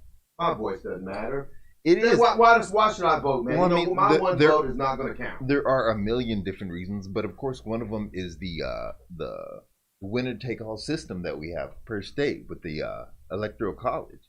I mean, no matter how many votes the losing party gets in Texas or any state, the winning party is going to get all of the votes, even if it was a 50-50 split or 51-49. I mean, that's not representative of what the people wanted, Absolutely. but that's what happens. And the distinguished gentleman earlier was saying, well, the black vote is like, what, 80-90% Democratic. So we need to, but our neighborhoods and situations don't change. So we need to be strategic with our vote. Well, yeah, but black people haven't voted a lot. Right. And I get it. I'm not saying, oh man, it's terrible. You guys just don't vote. No. My grandmother voted once in her life. Once. Now, she was a sharecropper in Georgia as a little girl. Wow. Then moved to New Jersey in the Right. Great Migration. Right. So she came up through all of it. So she votes for Kennedy. She was like, he's going to do something. And they shoot him. Right. And she says, So now- okay, yeah. I get it. Yeah. I get what you're going to do. If someone's going to do something, you're going to get them out of it. Right. So I get feeling disenfranchised and feeling Absolutely. helpless. But the one thing that you were saying is we've got to get rid of all this old thinking and old habits. I love the young generation right now. I absolutely love the young generation because they are doing something. Well, you know, they're questioning the way we're doing things. They're questioning critically it, questioning and they're it. demanding answers. They, to and they those should questions. demand answers, you know. And the thing about that is that I love the fact that they're questioning the way we're doing things. Absolutely. But they're questioning it in a way where they're saying, hey, you know what? There's a better way. There's a new solution. There's something else we could be looking at. Well, I have a problem when we're not looking at things the proper way. Right. And I believe to look at things the proper way is we have to look at things from a human perspective. Not a black, not a white. We talk about this all the time in the gym. What? You're like, all lives matter. Every single one of them, you know, and I have realized that, you know, in my business, I have a diverse line of employees, if you will. I have black, white, short, tall, fat. It doesn't matter. You know, I'm hiring people based off of their character and their ability to do the job. That's all I make my decisions based off of. I don't care what kind of car you drive, what neighborhood you live in, who your mama and your daddy was. It doesn't matter to me. What matters to me is what is the color of your character. Are you going to bring positive energy to my company? And are you going to progressively think and help us to become better every single day? And I know that's one of the reasons why you and I connected on business, because you have the same principles, same philosophy. And of course, and the gentleman that was speaking here earlier about, the higher power, the universal pull, the the definition of humility, having sense of receiving something through God's grace, that we are not the end all, that we are co-creating. There's a bigger thing with going on here. Right, we're creating with the creation. So stop worshiping so much the creation, but let's worship the creating. As we come together in a country divided and feel separate. Why would a man sit home today and it would be easy for him to say, my vote don't matter. I'm going to go here. The greatest when it is there is power in one vote. Sure, absolutely. We have to stand for something, or we're going to fall for anything. Absolutely, So, it's the truth. It's the truth. And right now, we need to draw the line in the sand and say, this is what I stand for. This is what I believe in, and I'm not going to compromise on that. I believe in unity. I believe that we all should have an opportunity to wake up in the morning and create the lives that we desire. And we live in a wonderful country where that possibility is there for us every single day. But once again, we have to understand who we are, and until you really know who you are and where you fit in this world, how are you going to play a role in this world? How do you do that? You're working with kids, you work with kids, right? And so you're nurturing them up, right? You're growing them up through speech. Yeah. And what do you think is the biggest, because I talk to so many people and they're like, Tony, I have such a great fear of speaking, public speaking. Of course, and that's why do you think one of the first. That's one of the first things we go over. We go over just about everything like first day. Like, you guys do not want to get up in here, and I get that. I absolutely. But the reason you don't is because you're hyper aware of what other people may be thinking, but they're not thinking about whatever they want to think. People are going to think what you tell them to think, and. Do you think that's wrong or right? As soon as I say that, I always see the looks. Mm-hmm. Oh, really? Oh, yeah. Yeah. And I say, see, you getting offended, you're not going to tell me what to think about. Right. Proves that you're thinking about what I just told you to think about. Right. Now use it to your advantage. If you don't want people looking at you, describe something visual. The brain is going to go there. Right. It has no choice. Right. The mind is complex. The brain is simple. You tell the brain what to do, it does it. It's going to. Well, that's and that's what we talk about through human optimization. Understanding the laws of your body. Absolutely. There are certain laws that govern your mind. There are certain laws that govern your body. There are certain laws that govern this whole existence that we live in. Right. And for you to understand those laws and learn how to master those laws, then you can manipulate and change your life into anything that you desire, and you can help as many people as you desire to help. But at the end of the day, you got to know who you are and know why you are. We talked about and chasing that almighty dollar is that the dollar is energy at a later date. So if you can find out who you are, what your passion is, and you can go out to a neighborhood, see somebody's need, go an extra mile, cut a few trees down, have a talk, see their desperation. I mean, the hurricane hit over there, and where I live, the power went out for 3 or 4 hours. Where we live. Yeah, absolutely. And it's like, I'm 200 miles from this, and the grid went down over here. Guess what, Robert? We're all connected. Nobody wants to see that. Yeah, nobody wants to see it. But I'll tell you, after the tornado ended and everybody came out of the storm shelter to see the reality of it all, then you started seeing people come from everywhere who didn't want to hear nothing about a pandemic. So when you knocked on their doors, you were down in Lafayette, down in Lake Charles. Mm-hmm. Did they ask you what your religion was? Did they ask you what your political didn't look at my color was? Were they happy to see that you were there to help them? That's all that matters? I mean, when the Good Samaritan group down there said we need flashlights and all that, and then you go there and they're like, well, here, I say, here's the flashlights. They're no, follow us. Wow. They wanted you to get the experience.